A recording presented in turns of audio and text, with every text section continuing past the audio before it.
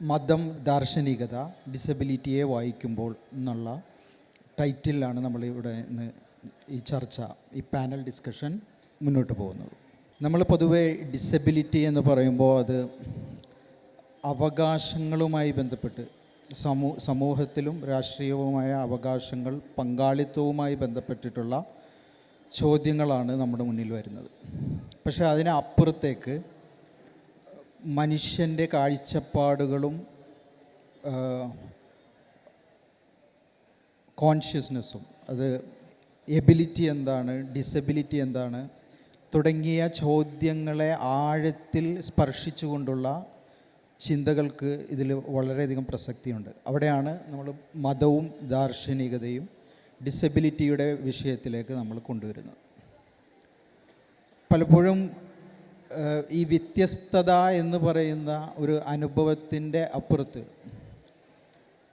മനുഷ്യരെ എല്ലാം ഒന്നായി കാണുന്ന ഒരു തലം മതങ്ങൾക്ക് ഓഫർ ചെയ്യാൻ കഴിയുന്നുണ്ട് എന്നുള്ളത് കൊണ്ട് കൂടിയാണ് നമ്മൾ മതത്തെ ഈ ചർച്ചയിലേക്ക് കൊണ്ടുവരുന്നത്. അതുപോലെ ദാർശനികതയും ഒരു മതാതീത മതേതര ദാർശനികതയുടെ കാഴ്ചപ്പാടിലും ഇതുപോലെ നമുക്ക് വ്യത്യസ്തതകളെ ഒന്നായി കാണാനുള്ള ഒരു ഫ്രെയിം വർക്ക് നമുക്ക് ലഭിക്കുന്നുണ്ട്. പക്ഷെ നമ്മളുടെ ആക്ച്വൽ പ്രാക്ടീസിൽ, സാമൂഹിക പ്രവർത്തനങ്ങളിൽ ഈ കാഴ്ചപ്പാടുകൾ എത്രത്തോളം പ്രതിഫലിക്കുന്നുണ്ട് എന്നുള്ളത് കൂടി ഈ ചർച്ചയിൽ നമ്മൾ ഊന്നി പറയേണ്ടതുണ്ട്. അതിലാദ്യമായിട്ട് ഈ ചർച്ചയിൽ വരുന്ന ഒരു ചോദ്യം തിയോഡൈസി എന്ന് പറയുന്ന ഒരു ഇതിലാണ്. അതായത് എന്തുകൊണ്ടാണ് ഈ വ്യത്യസ്തത നമുക്ക് അനുഭവിക്കാൻ കഴിയുന്നത്? നമുക്ക് ഒരു ദൈവികമായ നമ്മളുടെ ബോധ്യങ്ങൾക്ക് ഈ വ്യത്യസ്തതകൾക്കുള്ള മറുപടിയെ, അതിനെ ഉൾക്കൊള്ളാൻ കഴിയുന്നതിനെ, അതിനെ സാംശീകരിക്കുന്നതിന് എത്രത്തോളം നമുക്ക് കോൺട്രിബ്യൂട്ട് ചെയ്യാൻ കഴിയും. അപ്പോൾ അതാണ് എന്തുകൊണ്ടാണ് ഈ വ്യത്യസ്തത നിലനിൽക്കുന്നത്. അപ്പോൾ വ്യത്യസ്ത മതങ്ങളിലും ചിന്താധാരകളിലും പെട്ട പാനലിസ്റ്റുകളാണ് നമുക്കിവിടെ ലഭിച്ചിട്ടുള്ളത്. അപ്പോൾ ആദ്യമായിട്ട് ഞാൻ ഈ ചോദ്യം അച്ഛനോടാണ്, ഗീവർഗീസ് അച്ഛനോടാണ് ചോദിക്കുന്നത്. അച്ഛൻ്റെ ദൈവശാസ്ത്ര ബോധ്യങ്ങൾക്കകത്ത്, അനുഭവങ്ങൾക്കകത്ത് എങ്ങനെയാണ് അച്ഛൻ ഡിസബിലിറ്റിയെ വായിച്ചിട്ടുള്ളത് എന്നുള്ളതാണ് നമ്മൾ ആദ്യം പരിശോധിക്കുന്നത്. എൻ്റെ പേര് ഗീവർഗീസ് കൂറിലോസ്. എനിക്ക് ഈ വേദി അനുവദിച്ചു തന്ന സംഘാടകരോട്, പ്രത്യേകിച്ച് തണൽ എന്ന മഹാപ്രസ്ഥാനത്തോട് നിങ്ങളുടെ എല്ലാവരുടെയും പേരിൽ നന്ദിയും കടപ്പാടും ആദ്യമേ അറിയിക്കുന്നു. ഇത് കേരളത്തിൻ്റെ സാമൂഹിക ചരിത്രത്തിൽ തങ്കലിപികളിൽ കോറിയിടേണ്ട ഒരു ഇനീഷ്യേറ്റീവാണെന്ന് ഞാൻ പൂർണ്ണമായിട്ടും വിശ്വസിക്കുന്നു. കേരള ചരിത്രത്തിൽ ആദ്യമായിട്ടായിരിക്കാം കേരള ഡിസബിലിറ്റി ഫെസ്റ്റിവൽ എന്ന പേരിൽ ഇങ്ങനെ ഒരു മഹാസംഗമം കേരളത്തിൽ നടക്കുന്നത്. അതിന് സംഘാടകരെ എത്ര അഭിനന്ദിച്ചാലും മതിവരില്ല. അവരുടെ ആ ദർശനത്തിനും സാമൂഹിക പ്രതിബദ്ധതയ്ക്കും എല്ലാവരുടെയും പേരിൽ ഒരിക്കൽ കൂടി അഭിനന്ദനങ്ങളും ആശംസകളും അറിയിക്കുന്നു. ചോദ്യത്തിലേക്ക് വരുമ്പോൾ, മതവും ദൈവശാസ്ത്രവുമൊക്കെ ഡിസബിലിറ്റി എന്ന വിഷയത്തെ എങ്ങനെയാണ് അഡ്രസ്സ് ചെയ്യുന്നത് എന്നുള്ളത് ആഴമുള്ള, പരപ്പുള്ള ഒരു ചോദ്യമാണ്. വളരെ സങ്കീർണവുമാണ്. എന്നാൽ പക്ഷേ ചില ഇടങ്ങളിലൊക്കെ അത് കോൺട്രഡിക്ടറിയുമാണ്. പക്ഷേ അത് നമുക്ക് അഡ്രസ്സ് ചെയ്യാതെ മുന്നോട്ട് പോകാനും സാധിക്കില്ല. ഈ പലപ്പോഴും പല മതങ്ങളുടെയും കാഴ്ചപ്പാടിൽ, പ്രത്യേകിച്ച് ഞാൻ ഭാഗമായിരിക്കുന്ന ക്രിസ്തുമതത്തിലെ, അതിൽ തന്നെ പഴയ നിയമം എന്ന് പറയുന്ന ഓൾഡ് ടെസ്റ്റമെൻറ്റ് അല്ലെ ഒരു കാഴ്ചപ്പാടനുസരിച്ച് ഇങ്ങനെയുള്ള വൈകല്യം എന്ന പേര് ഞാൻ ഉപയോഗിക്കത്തില്ല, ഇങ്ങനെയുള്ള വൈവിധ്യം അല്ലെങ്കിൽ ശാരീരികമായും മാനസികമായിട്ടുമുള്ള ഇത്തരം വൈവിധ്യങ്ങളെ ഒരു കാലത്ത് മതങ്ങൾ, പ്രത്യേകിച്ച് പഴയ നിയമത്തിലൂന്നിയ മതങ്ങളൊക്കെ ദൈവത്തിൻ്റെ ശാപമായിട്ടോ അല്ലെങ്കിൽ മുൻജന്മ പാപത്തിൻ്റെ ഫലമായിട്ടൊക്കെ കാണുന്നവരുണ്ട്. അത് ബൈബിളിലും നമുക്ക് കാണാൻ സാധിക്കും. ആരുടെ കുറ്റം കൊണ്ടാണ്, പിതാവിൻ്റെയോ അതിനപ്പുറത്തുള്ള തലമുറയുടെ കുറ്റം കൊണ്ടാണോ ഇവർക്കിങ്ങനെ സംഭവിക്കുന്നത് എന്നൊക്കെയുള്ള ചോദ്യങ്ങൾ പല ആവർത്തി ബൈബിളും ചോദിക്കുന്ന ഒരു ചോദ്യമാണ്. പഴയ നിയമത്തിൽ പലപ്പോഴും പരമ്പരാഗതമായ പാപത്തിൻ്റെ ഫലമാണ് ഇങ്ങനെയുള്ള അനിഷ്ടങ്ങൾ ഉണ്ടാകുന്നത് എന്നുള്ള ഒരു ചിന്ത പ്രബലമാണെങ്കിൽ, പുതിയ നിയമത്തിലേക്ക് വരുമ്പോൾ, യേശുക്രിസ്തുവിലേക്ക് വരുമ്പോൾ അത് പാടെ മാറ്റപ്പെടുകയാണ്. അവിടെ ഒരു പുതിയ മാനവികതയുടെ, മനുഷ്യത്വത്തിൻ്റെ, മനുഷ്യൻ്റെ അന്തസ്സിൻ്റെ പശ്ചാത്തലത്തിലാണ് യേശുക്രിസ്തു ഇത്തരം വിഷയങ്ങളെ കാണുന്നത്. ഇത് ആരുടെയും പാപത്തിൻ്റെ ഫലമല്ല, ഇത് ദൈവത്തിനൊരു ഉദ്ദേശമുണ്ട്, ഇത് നന്മയാണ് എന്നുള്ള ഒരു സന്ദേശമാണ് യേശുക്രിസ്തു മുന്നോട്ട് വയ്ക്കുന്നത്. അതുകൊണ്ട് പലപ്പോഴും ഈ വൈവിധ്യങ്ങളുള്ള ആളുകളുടെ മാതാപിതാക്കൾ ആദ്യകാലങ്ങളിലൊക്കെ ഇതൊരു ശാപമാണ്, ഇതൊരു വലിയ പ്രശ്നമാണെന്നൊക്കെ വിചാരിച്ചിരുന്നുവെങ്കിൽ അതിൽ നിന്ന് അവരെ വിമോചിപ്പിക്കുവാൻ കഴിയുന്നത് ഈ മതത്തിൻ്റെ ഈ ആത്മീയ കാഴ്ചപ്പാടാണ്. ദൈവം ഇവരിൽ കൂടി അത്ഭുതങ്ങൾ പ്രവർത്തിക്കും, ഇവരിലുള്ള വൈവിധ്യം, ഇവരിലുള്ള കഴിവുകൾ മറ്റുള്ളവരിൽ നിന്ന് വ്യത്യസ്തമാണെങ്കിലും അതിന് സമൂഹത്തെ പ്രചോദിപ്പിക്കുവാൻ കഴിയുമെന്നുള്ള വലിയ സന്ദേശം ഇങ്ങനെയുള്ള സമൂഹം നമുക്ക് നൽകുന്നുണ്ട്. ഞാനൊരു ചെറിയ ഉദാഹരണം മാത്രം പറഞ്ഞ് മറ്റ് പാനലിസ്റ്റുകൾക്ക് വഴിമാറാം. ഈ മതവും ആത്മീയതയും രണ്ടും രണ്ടാണ്.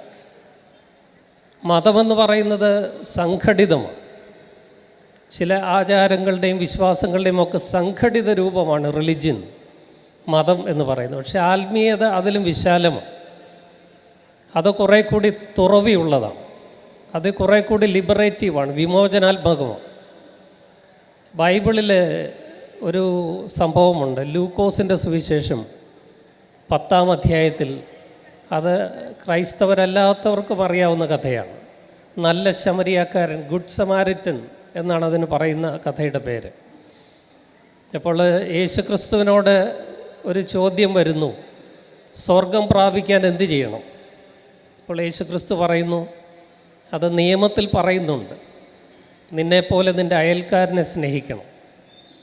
അപ്പോൾ ഈ ചോദ്യം ചോദിച്ച ആൾ ചോദിച്ചു, ആരാണ് അയൽക്കാരൻ? അതിനുത്തരമായിട്ടാണ് ക്രിസ്തു ഒരു കഥ പറയുന്നത്.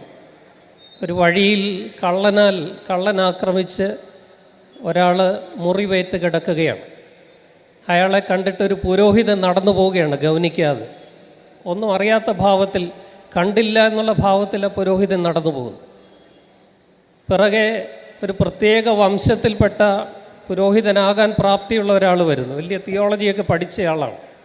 അയാൾ വന്നിട്ട് ഈ മനുഷ്യനെ കാണാതെ ഗൗനിക്കാതെ കടന്നു പോവുകയാണ്. എന്നാൽ അതിൻ്റെ പിന്നാലെ എല്ലാവരും അവഗണിച്ച് ജാതിയുടെ പേരിൽ മാറ്റി നിർത്തിയിരിക്കുന്ന ശമരിയാക്കാരൻ ഒരാളതിലെ വരുമ്പോൾ അദ്ദേഹത്തിന് മനസ്സലിഞ്ഞിട്ട് ഈ വീണ് കിടക്കുന്ന മനുഷ്യനെ മരുന്ന് വെച്ച് ശുശ്രൂഷിച്ച് അവനെ ഒരു സത്രത്തിൽ കൊണ്ടാക്കി അവൻ്റെ ചികിത്സയ്ക്ക് പണം കൂടെ കൊടുത്തിട്ടാണ് പോകുന്നത്. ഇത് പറഞ്ഞിട്ട് ക്രിസ്തു ഈ ചോദ്യം ചോദിച്ച ആളിനോട് ചോദിക്കും, ഇതിലാരാണ് നല്ല അയൽക്കാരൻ? അപ്പോൾ ഈ ശമരിയാക്കാരൻ ആണെന്നുള്ള ഉത്തരമാണ് പറയുന്നത്. ഇതിൻ്റെ ശമരിയാക്കാരന് മുമ്പേ പോയ പുരോഹിതനും പിന്നാലെ വന്ന ലേവ്യ പുരോഹിത വർഗത്തിൽപ്പെട്ട ആളും ഗവനിക്കാതെ പോയത് അവർ മതത്തിൻ്റെ ആൾക്കാരായിരുന്നു. ഒന്ന് പുരോഹിതനായിരുന്നു, എന്നെപ്പോലെയുള്ള ഒരാൾ. ഞങ്ങളൊക്കെ സാധാരണ അങ്ങനെ ഇതൊന്നും ശ്രദ്ധിക്കാതെ പോകും. കാരണം ഞങ്ങളുടെ മതസങ്കല്പങ്ങളും തിയോളജിയും ഒക്കെ ഈ ഗ്രൗണ്ട് ലെവലിൽ വർക്ക് ചെയ്യാനുള്ളതല്ല എന്ന് വിചാരിക്കുന്നവരോ വലിയ ദാർശനികരാണെന്നുള്ള ഭാവത്തിലൊക്കെ നടന്നു പോകും. ഇതൊന്നും ഞങ്ങളുടെ വിഷയമല്ല.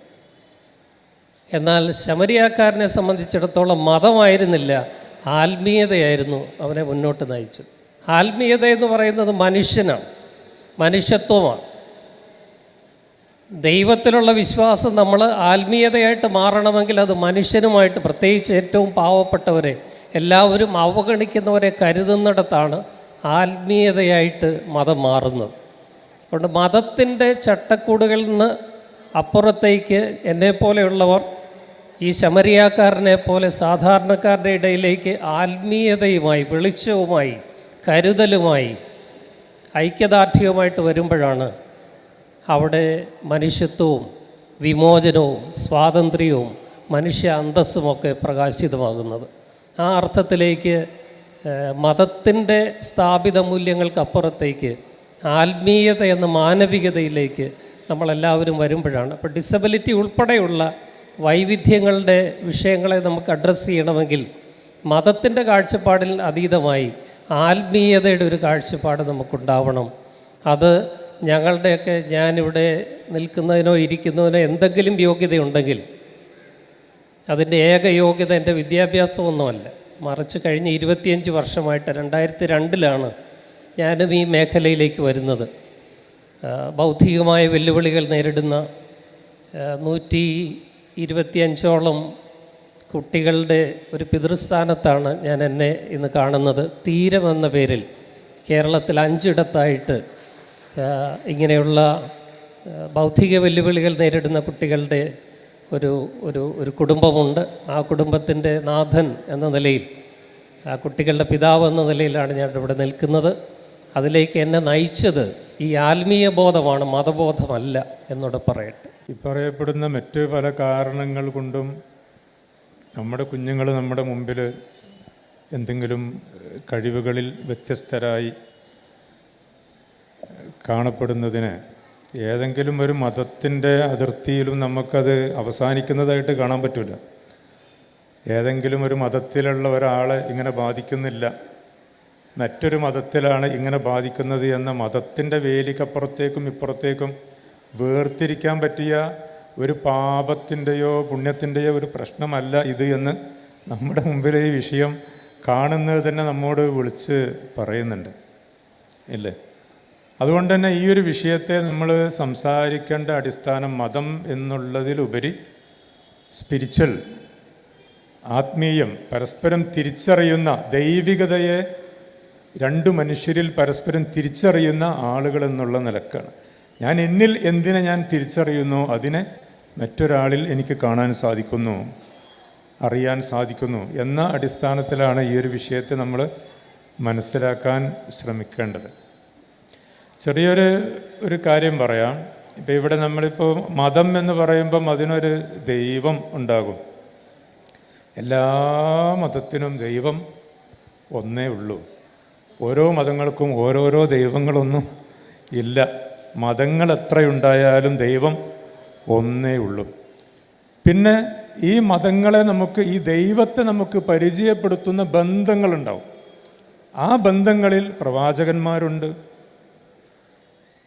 ശ്രേഷ്ഠരായിട്ടുള്ള ഗുരുക്കന്മാരുണ്ട്, നമ്മുടെ മാതാപിതാക്കളുണ്ട്, അധ്യാപകരുണ്ട്. അവരെല്ലാം എന്തു ചെയ്യുന്നു? ഈ ദൈവത്തെ അവരുടെ ജീവിതം കൊണ്ട് നമുക്ക് പരിചയപ്പെടുത്തുന്നു എന്നുള്ളതാണ്. ഇവിടെ ഖുർആന് കാരുണ്യത്തെക്കുറിച്ച് പറയുന്ന 2 കാര്യം ഞാൻ പറയാം. ഒന്ന്, അള്ളാഹുവിനെക്കുറിച്ച്, ദൈവത്തെക്കുറിച്ച് അവൻ കാരുണ്യവാനാണ് എന്ന് പറയുന്നത് പോലെ തന്നെ മുഹമ്മദ് നബി സല്ലല്ലാഹു അലൈഹി വസല്ലമയെക്കുറിച്ചും അവർ ഈ പ്രപഞ്ചത്തിനാകെ കാരുണ്യമാണ് എന്ന് പറയുന്നു. ഇതിൽ നമ്മൾ മനസ്സിലാക്കാനുള്ള ഒരു വിഷയം, ദൈവത്തിൻ്റെ കാരുണ്യം എന്ന് പറയുന്നത് ഒരു മനുഷ്യനായി വന്ന പ്രവാചകനോ ഒരു ഗുരുവോ അധ്യാപകനോ ഒരാളുടെ പ്രയാസം കാണുന്ന മറ്റൊരു വ്യക്തിയിൽ ഇതിലൂടെ എല്ലാം പൂർത്തീകരിക്കപ്പെടുന്ന ഒന്നാണെന്ത്? ദൈവത്തിൻ്റെ കാരുണ്യം. നബിയെക്കുറിച്ച് പറയുന്നു, നബിയെ അങ്ങയെ നാം ഈ ലോകത്തിനാകെ കാരുണ്യമായിട്ടല്ലാതെ, ഇതൊരു നബിയെക്കുറിച്ച് മാത്രമുള്ള സംസാരമല്ല. നബി ആരാണ്? മനുഷ്യനാണ്. മനുഷ്യരായ നമ്മെക്കുറിച്ചെല്ലാമുള്ള സംസാരമാണ്. നമ്മെ ഓരോരുത്തരെയും ദൈവം നമ്മോട് കാണിച്ചിരിക്കുന്ന ഈ കരുണയെ അറിയാനും അതിനെ പൂർത്തീകരിക്കാനും വേണ്ടി ഇവിടെ ജീവിപ്പിച്ചിരിക്കുന്നു, ഇവിടെ കൊണ്ടുവന്നിരിക്കുന്നു. അപ്പോൾ നമുക്ക് പിന്നെ ഈ കാഴ്ചകളെ എത്ര ഭംഗിയായിട്ട് കാണാം. കരുണ ചെയ്യപ്പെടണമെന്നുള്ളതാണ് ദൈവത്തിൻ്റെ ആഗ്രഹം. അവൻ മാത്രമല്ല, അവൻ്റെ പ്രതിനിധിയായി അവനിവിടെ കൊണ്ടുവന്നിരിക്കുന്ന ഈ മനുഷ്യരിലൂടെയും ആ കരുണ അങ്ങനെ ചെയ്യപ്പെടുന്നത് അവന് കാണണം. ഈ കാണാൻ വേണ്ടിയിട്ടേ ചിലപ്പോഴൊക്കെ പലപ്പോഴും ചിന്തിച്ചു നോക്കും. ഇപ്പം നമ്മളെയൊക്കെ ചെറുപ്പത്തിൽ വിളിച്ച ഒരു ഓമനപ്പേര് ഉണ്ടാകും, ഇല്ലേ? എല്ലാവർക്കും ഉണ്ടാവില്ല ഓമനപ്പേര്. ഇപ്പം എൻ്റെ പേര് ജാബിർ സുലൈം എന്നാണ്. എൻ്റെ വീട്ടിൽ ഉമ്മയൊക്കെ വിളിച്ചിരുന്നത് ബാവ എന്ന് എന്നെ വിളിക്കുക. എൻ്റെ സഹോദരി എന്നെ ബാവ എന്ന് വിളിച്ചിരുന്നില്ല, അവൾ എന്നെ പേരെ വിളിക്കുള്ളൂ. അവൾ നന്നായിട്ട് പ്രഭാഷണം നടത്തുന്ന ആളാണ്, വലിയ. എൻ്റെ ഉമ്മ മരണപ്പെട്ടതിൻ്റെ പിറ്റേ ദിവസം തൊട്ട് എൻ്റെ സഹോദരി എന്നെ ബാവ എന്ന് വിളിക്കാൻ തുടങ്ങി. എന്താണ് അവളെ കൊണ്ട് അങ്ങനെ വിളിപ്പിച്ചത്? അപ്പം ഈ ബാവ, കുഞ്ഞുട്ടി, മോനെ, മോളോ എന്നൊക്കെയുള്ള ഈ പേരുകളൊക്കെ നമ്മൾ വിളിക്കപ്പെടുന്നത് നമ്മുടെ രക്ഷിതാക്കൾ നമ്മെ കാണപ്പെടുന്ന ദുർബലതയിലാണ്. ആ കൊച്ചു കുഞ്ഞായി അവരുടെ കൈകളിലിരിക്കുമ്പോൾ ഇല്ലേ, അവരെടുത്താൽ മാത്രം നടക്കാൻ സാധിക്കുന്ന, അവർ വാരിത്തന്നാൽ മാത്രം ഭക്ഷിക്കാൻ സാധിക്കുന്ന ആ ദുർബലതയിൽ അവർ വിളിച്ച ആ പേര് ഇപ്പോഴും വിളിക്കപ്പെടാൻ ഇഷ്ടമല്ലേ സുബൈർക്ക? ഇപ്പോഴും ആ പേര്, ആ ദുർബലതയിൽ എന്നെ വിളിക്കപ്പെട്ട പേര് ഇപ്പോഴും എന്നെ വിളിക്കപ്പെടുന്നത് എനിക്കിഷ്ടമാണ്. എൻ്റെ കൂടെ ജോലി ചെയ്യുന്നവരും സഹപ്രവർത്തകരൊക്കെ ഗൗരവത്തിൽ എൻ്റെ പേരും സ്ഥാനപ്പേരും എല്ലാം വിളിക്കുന്നതിനേക്കാൾ ഒന്നിനും സാധിക്കാതെ ഞാൻ ദുർബലനായിരുന്ന ആ സമയത്ത് എൻ്റെ രക്ഷിതാക്കളാൽ ഞാൻ വിളിക്കപ്പെട്ട ആ പേര് വിളിക്കപ്പെടാൻ ഞാനിപ്പോഴും ആഗ്രഹിക്കുന്നു. ഇനി പറയൂ, ആരാണ് ഡിസേബിൾ? നമ്മൾ നോക്കേണ്ടത് എന്താണ്, അറിയേണ്ടത് എന്താണ്? ആർക്കാണ് കഴിവുള്ളത്? കഴിവുള്ളത് ആർക്കാണ്? നാം ആരും കഴിവേതുമില്ലാത്തവരാണ് എന്നുള്ളതാണ് ദൈവശാസ്ത്രം. കഴിവുകളെല്ലാം ഉള്ളവൻ അവൻ മാത്രമാണ്. അവൻ്റെ കഴിവുകളെ നാം നമ്മിലൂടെ അറിയാൻ വേണ്ടി നമ്മെ ഇവിടെ കൊണ്ടുവന്നിരിക്കുന്നു. പറയും, നിങ്ങൾ ഭൂമിയിലുള്ളവരോട് കരുണ ചെയ്യുന്നത് എന്തുകൊണ്ടാണെന്നറിയോ? ആകാശത്തുള്ളവൻ്റെ കരുണ നിങ്ങളിലൂടെ നിങ്ങൾ അനുഭവിക്കുന്നു എന്നതിൻ്റെ തെളിവായിട്ടാണ്. അല്ല നിങ്ങളിവിടെ കരുണ ചെയ്യുക എന്നിട്ട് പിന്നെ മരിച്ചു ചെന്ന് എവിടുന്നെങ്കിലും അവിടെ നിങ്ങൾക്ക് കരുണ കിട്ടുമെന്നല്ല.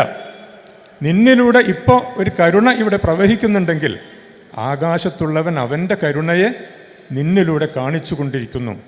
മാതാപിതാക്കൾക്ക് വേണ്ടിയിട്ടുള്ള ഒരു പ്രാർത്ഥന ഉണ്ട്. അവർ എന്നോട് ചെറുപ്പത്തിൽ കരുണ കാണിച്ചതുപോലെ എൻ്റെ ദൈവമേ നീ അവരോട് കരുണ കാണിക്കണേ. അവിടെ ആ കരുണ കാണിക്കലിനെ കുറിച്ച് പറയാൻ വേണ്ടിയിട്ട് ആ പ്രാർത്ഥനയിൽ പ്രയോഗിച്ചിരിക്കുന്നത് തന്നെ അവരെനിക്ക് ദൈവത്തെപ്പോലെ അനുഭവപ്പെട്ടതിന് പകരമായി എന്നാണ്. കമാ റബ്ബയാനി, അവരെനിക്ക് റബ്ബായതുപോലെ, എൻ്റെ റബ്ബ് എനിക്ക് നൽകുന്നത് പോലെ എൻ്റെ മാതാപിതാക്കൾ എനിക്ക് നൽകിയതിന് നീ അവർക്ക് പകരം നൽകണേ എന്നാണ്. എന്തായാലും ഈ സെഷനിൽ ഞാൻ പാട്ട് പാടാതെ തന്നെ അവസാനിപ്പിക്കുകയാണ് ഇനി വരുന്ന സമയത്തും. അടുത്തതായി വളരെ നന്ദി. പ്രത്യേകിച്ച് കാരുണ്യം,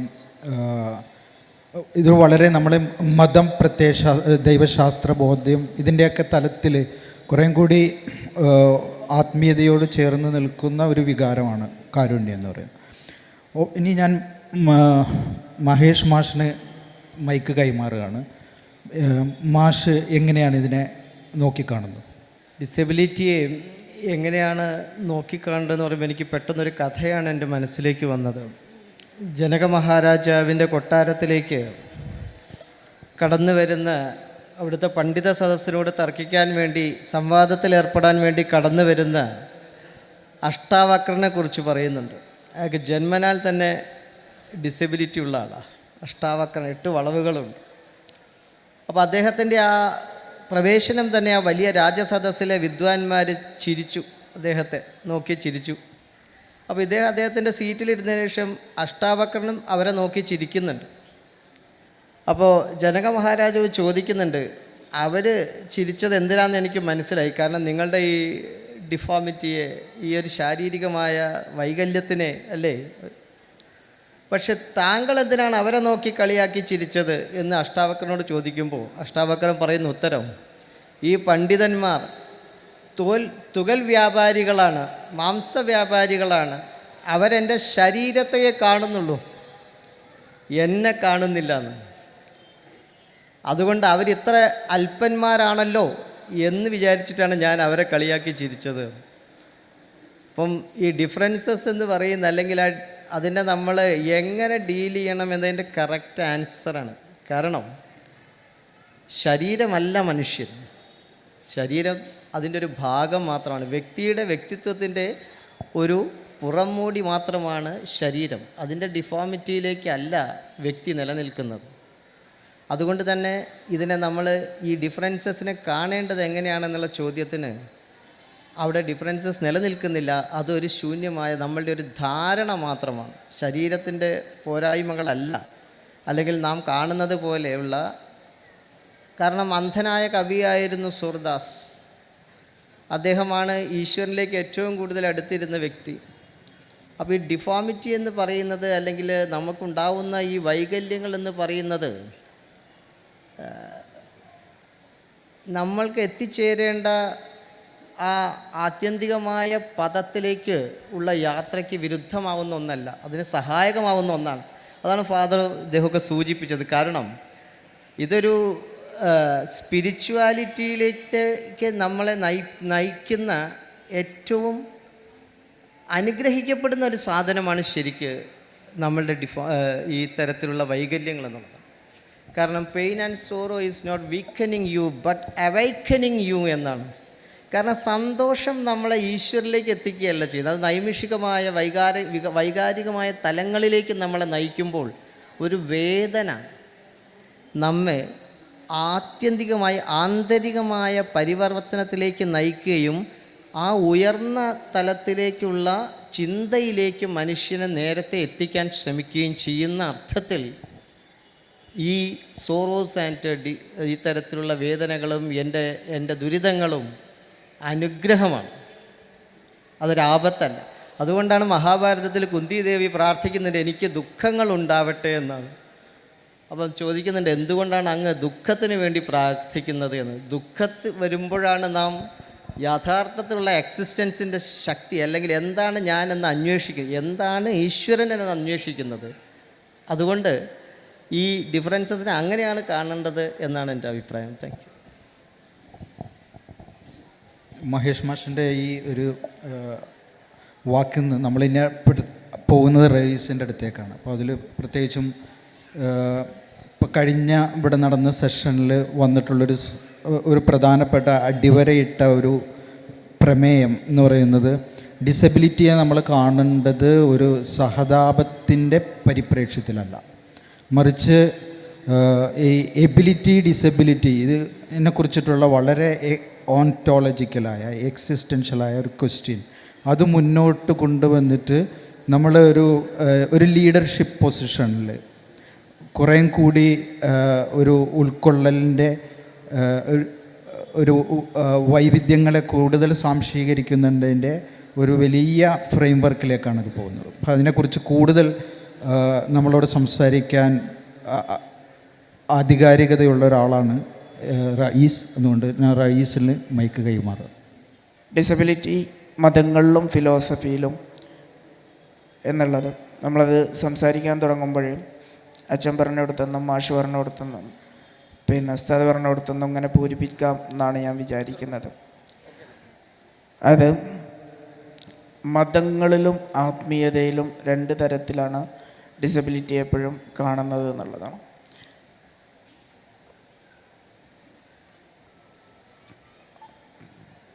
പടച്ചതമ്പുരാൻ്റെ മുന്നിൽ ഏറ്റവും പ്രിയപ്പെട്ട അല്ലെങ്കിൽ ഏറ്റവും ഉന്നതരായ മനുഷ്യരെ കുറിച്ച് സംസാരിക്കുന്നിടത്ത് അവർ ഭയഭക്തിയുള്ളവരും പിന്നെ ഹൃദയശുദ്ധിയുള്ളവരുമാണെന്നാണ് ഇസ്ലാം പഠിപ്പിക്കുന്നത്. അതായത് മനുഷ്യൻ്റെ മറ്റ് ശരീരഘടനകളോ വൈവിധ്യങ്ങളോ നിറമോ ജാതിയോ ഒന്നും അവിടെയുള്ള ഉന്നമനത്തിന് ഒരു കാരണമല്ല എന്നുള്ളതാണ് ഇസ്ലാം പഠിപ്പിക്കുന്ന ഒരു പ്രധാനപ്പെട്ട കാര്യം. അതുകൊണ്ട് തന്നെ ആയിരിക്കണം പിന്നെ പ്രവാചകൻ്റെ സദസ്സിൽ കണ്ണു കാണാത്ത ഒരാൾ അദ്ദേഹത്തെ കാത്തിരുന്ന് മുഷിഞ്ഞ് അദ്ദേഹം മദീനയിലെ പ്രമാണിമാരായ ചില മനുഷ്യരോട് സംസാരിച്ചു കൊണ്ടിരിക്കുന്നതിനിടയിൽ ശ്രദ്ധ തെറ്റിപ്പോയി. തൊട്ടടുത്ത സമയത്ത് പ്രവാചകനെ തിരുത്തിക്കൊണ്ട് ഖുർആനിൽ സൂക്തങ്ങൾ ഇറങ്ങുന്നുണ്ട്. അതായത് പരിഗണിക്കപ്പെടാൻ മറ്റ് കാരണങ്ങൾ മനുഷ്യന്മാർക്കിടയിൽ ഉണ്ടാവരുത് എന്നുള്ള അള്ളാഹുവിൻ്റെ വളരെ കൃത്യമായ, പടച്ചമ്പുരാൻ്റെ കൃത്യമായ നിർദ്ദേശമായിരുന്നു ആ സാധനം. നമുക്ക് ആത്മീയതയിലെടുക്കുമ്പോൾ, അല്ലെങ്കിൽ മനുഷ്യൻ്റെ ഒരു സ്പിരിച്വൽ സ്റ്റേജിൽ എല്ലാ മനുഷ്യരും തുല്യമാണെന്നും ഞാൻ എൻ്റെ ശാരീരിക പരിമിതികൾ എൻ്റെ ആത്മീയ ജീവിതത്തിനും ഔന്നിത്യത്തിനും ഒരു തടസ്സമല്ലെന്നും, അല്ലെങ്കിൽ അതുപോലുള്ള മനുഷ്യർക്ക് അതൊരു തടസ്സമല്ലെന്നും നമുക്ക് മനസ്സിലാക്കാൻ പറ്റും. പക്ഷെ മതപരമായ ഒരു സാധനത്തിലേക്ക് വരുമ്പോൾ അത് കുറച്ചുകൂടി അച്ഛൻ പറഞ്ഞ പോലെ അത് സംഘടിതമാണ്. അപ്പോൾ അതിന് കുറേ ഇൻസ്റ്റിറ്റ്യൂഷൻസ് ഉണ്ട്. പലപ്പോഴും മതജീവിതം അല്ലെങ്കിൽ മതപരമായ ഒരവസ്ഥ ഒട്ടും ഡിസേബിൾഡ് ഫ്രണ്ട്ലി അല്ല എന്നുള്ളത് ജീവിതത്തിൻ്റെ യാഥാർത്ഥ്യങ്ങളിൽ നിന്ന് സംസാരിക്കേണ്ടി വരും തോന്നുന്നു. നമ്മൾ കുട്ടിക്കാലം മുതൽ പഠിക്കുന്ന 18-ാം പടി ഒരിക്കലും ഡിസേബിൾഡ് ഫ്രണ്ട്ലി ആയ ഒരു ചിത്രത്തിൻ്റെ ഭാഗമല്ല. കുഞ്ഞുനാൾ മുതൽ കണ്ട് ശീലിച്ച മുഴുവൻ ചർച്ചുകളും ഒരു പടിക്കെട്ടിൻ്റെ മേലെ നിൽക്കുന്നതാണ് നമ്മളെപ്പോഴും കാണുന്നത്, അല്ലേ? എപ്പോഴും ആ പടിക്കെട്ടിൻ്റെ തൊട്ട് താഴെ പ്രിയപ്പെട്ടവരുടെ കല്യാണം ഉണ്ടാകുമ്പോൾ പോലും അവരെ കാത്തിരിക്കേണ്ടി വരുന്ന, മനസ്സമ്മതം കൂടാൻ കഴിയാതെ ഇരിക്കേണ്ടി വരുന്ന ഒരുപാട് അവസ്ഥകളുണ്ട്. അത് ഒരുപക്ഷെ ഒരു ക്രിസ്തു വിശ്വാസി അല്ലാത്തതിനാൽ എനിക്ക് കടന്നു എൻ്റെ പ്രാർത്ഥനയ്ക്ക് വേണ്ടി കടന്നു ചെല്ലേണ്ടതില്ലാത്തതിനാൽ ഇത്രയേ എന്നെ ബാധിക്കുന്നുള്ളൂ. പക്ഷേ മുസ്ലിം പള്ളികളിലേക്ക് വരുമ്പോഴും ഇത് തന്നെയാണ് അവസ്ഥ. ഒരു ദിവസം രാവിലെ ഇറങ്ങി നമ്മുടെ നാട്ടിൽ തന്നെയുള്ള വലിയൊരു ബിസിനസ് മാളിൽ 2 മീറ്റിങ്ങുകൾ, എൻ്റെ പർച്ചേസുകളൊക്കെ കഴിഞ്ഞ് ഉച്ചയ്ക്ക് ജുമാക്ക് വേണ്ടിയിട്ട് ഓടിച്ചില്ല. ബാങ്ക് കേൾക്കുന്നുണ്ട്, തൊട്ടടുത്ത് പള്ളിയുണ്ട്. ഈ മാളിൽ സകല സ്ഥലവും എൻ്റെ സ്ട്രക്ചറും വലിച്ചിട്ട് എനിക്ക് പറ്റുന്നുണ്ട്. തൊട്ടടുത്ത പള്ളിയിൽ എത്തിയിട്ട് ഞാൻ ആ സ്റ്റെപ്പിൻ്റെ മുന്നിൽ ഇങ്ങനെ നിന്നിട്ട് നിരാശനായി എനിക്ക് തിരിച്ചു പോരേണ്ടി വന്നിട്ടുണ്ട്. മതപരമായ വിദ്യാഭ്യാസം നേടണം എന്നാഗ്രഹിച്ചാൽ പോലും ഈ അടുത്ത കാലത്ത് ഇൻ്റർനെറ്റ് അടക്കമുള്ള സാധ്യതകൾ ലിബറേറ്റ് ചെയ്യപ്പെട്ടപ്പോൾ മാത്രമാണ്, അല്ലെങ്കിൽ എല്ലാവർക്കും ആക്സസിബിൾ ആയപ്പോൾ മാത്രമാണ് നമുക്കതിന് സാധ്യമാവുന്നത്. നമ്മുടെ എല്ലാ സ്കൂളുകളും എല്ലാ മദ്രസകളും ഇത്തരം മനുഷ്യരെ പുറത്തു നിർത്തുന്നതാണ് എന്നാണ് എനിക്ക് പറയാനുള്ളത്. എന്നാൽ ഒരുപാട് മാറ്റങ്ങൾ ഈ കാര്യത്തിൽ സംഭവിക്കുന്നുണ്ട് എന്നുള്ളത് പറയേണ്ടിയിരിക്കുന്നു. നമ്മൾ നേരത്തെ പറഞ്ഞ പോലെ മുജ്ജന്മ പാപങ്ങളുടെ ഭാഗമായി ഡിസബിലിറ്റിയെ കണ്ടിരുന്നൊരു കാലം ഉണ്ടായിരുന്നു. അത്തരം ആളുകൾക്ക് ആ പാപഫലത്തിൻ്റെ ഭാഗമാണ് എന്നതിനാൽ അവരെ തൊടാൻ പേടിച്ചിരുന്ന, അവരെ ഊട്ടാൻ പേടിച്ചിരുന്ന ഒരു കാലം ഉണ്ടായിരുന്നു. ഓരോരു പൊതുചടങ്ങിലേക്ക് വരുന്നതിന് അശുഭകരമായി കണ്ടിരുന്ന ഒരു കാലം ഉണ്ടായിരുന്നു. ആ കാലത്ത് നിന്ന് നമ്മളൊരുപാട് മാറ്റങ്ങൾക്ക് വിധേയമായിട്ടുണ്ട്. ഈ പരിമിതമായ ക്രിസ്തു അല്ലെങ്കിൽ ക്രിസ്ത്യൻ ബൈബിളിൻ്റെ ഒരു പശ്ചാത്തലത്തിൽ ഡിസബിലിറ്റിയെ വായിക്കാൻ ശ്രമിച്ചിട്ടുണ്ട്. അവിടെയൊക്കെ എപ്പോഴും കരുണയുടെ ഭാഗമായിട്ട് മാറ്റപ്പെടേണ്ട, തിരുത്തേണ്ടുന്ന, വിമോചനം നേടേണ്ടുന്ന ഒന്നായിട്ടാണ് പലപ്പോഴും ഡിസബിലിറ്റിയെ നമുക്ക് കാണിച്ചു തന്നിട്ടുള്ളത്. ക്രിസ്തുവിൻ്റെ അത്ഭുതങ്ങളിൽ മോചനം നേടിയ ആളുകളായിട്ടൊക്കെ ഡിസബിലിറ്റി അടക്കമുള്ള ജീവിതാവസ്ഥകളെ നമ്മളെപ്പോഴും പരിഗണിച്ചിട്ടുണ്ട്. പക്ഷേ ഈ കരുണയും നേരത്തെ പറഞ്ഞ പോലെ സഹതാപവും ദയയും ഒന്നല്ല, ഇതൊന്നും നീതിക്ക് പകരമാവില്ല എന്നുള്ളതാണ്. അടിസ്ഥാനപരമായി നീതിയാണ് മനുഷ്യൻ എന്ന രീതിയിലുള്ള ആദ്യത്തെ ആവശ്യം. തുല്യത എന്ന് പറയുമല്ലോ, അത് ശരീരത്തിലെ വൈവിധ്യം കാരണം ഇതെന്തുകൊണ്ടാണ് നമ്മൾ തിരുത്തപ്പെടേണ്ട അസുഖമായിട്ട് നമ്മൾ കാണുന്നത് എന്നുള്ളതിൻ്റെ ഏറ്റവും വലിയ പ്രശ്നമുണ്ട്.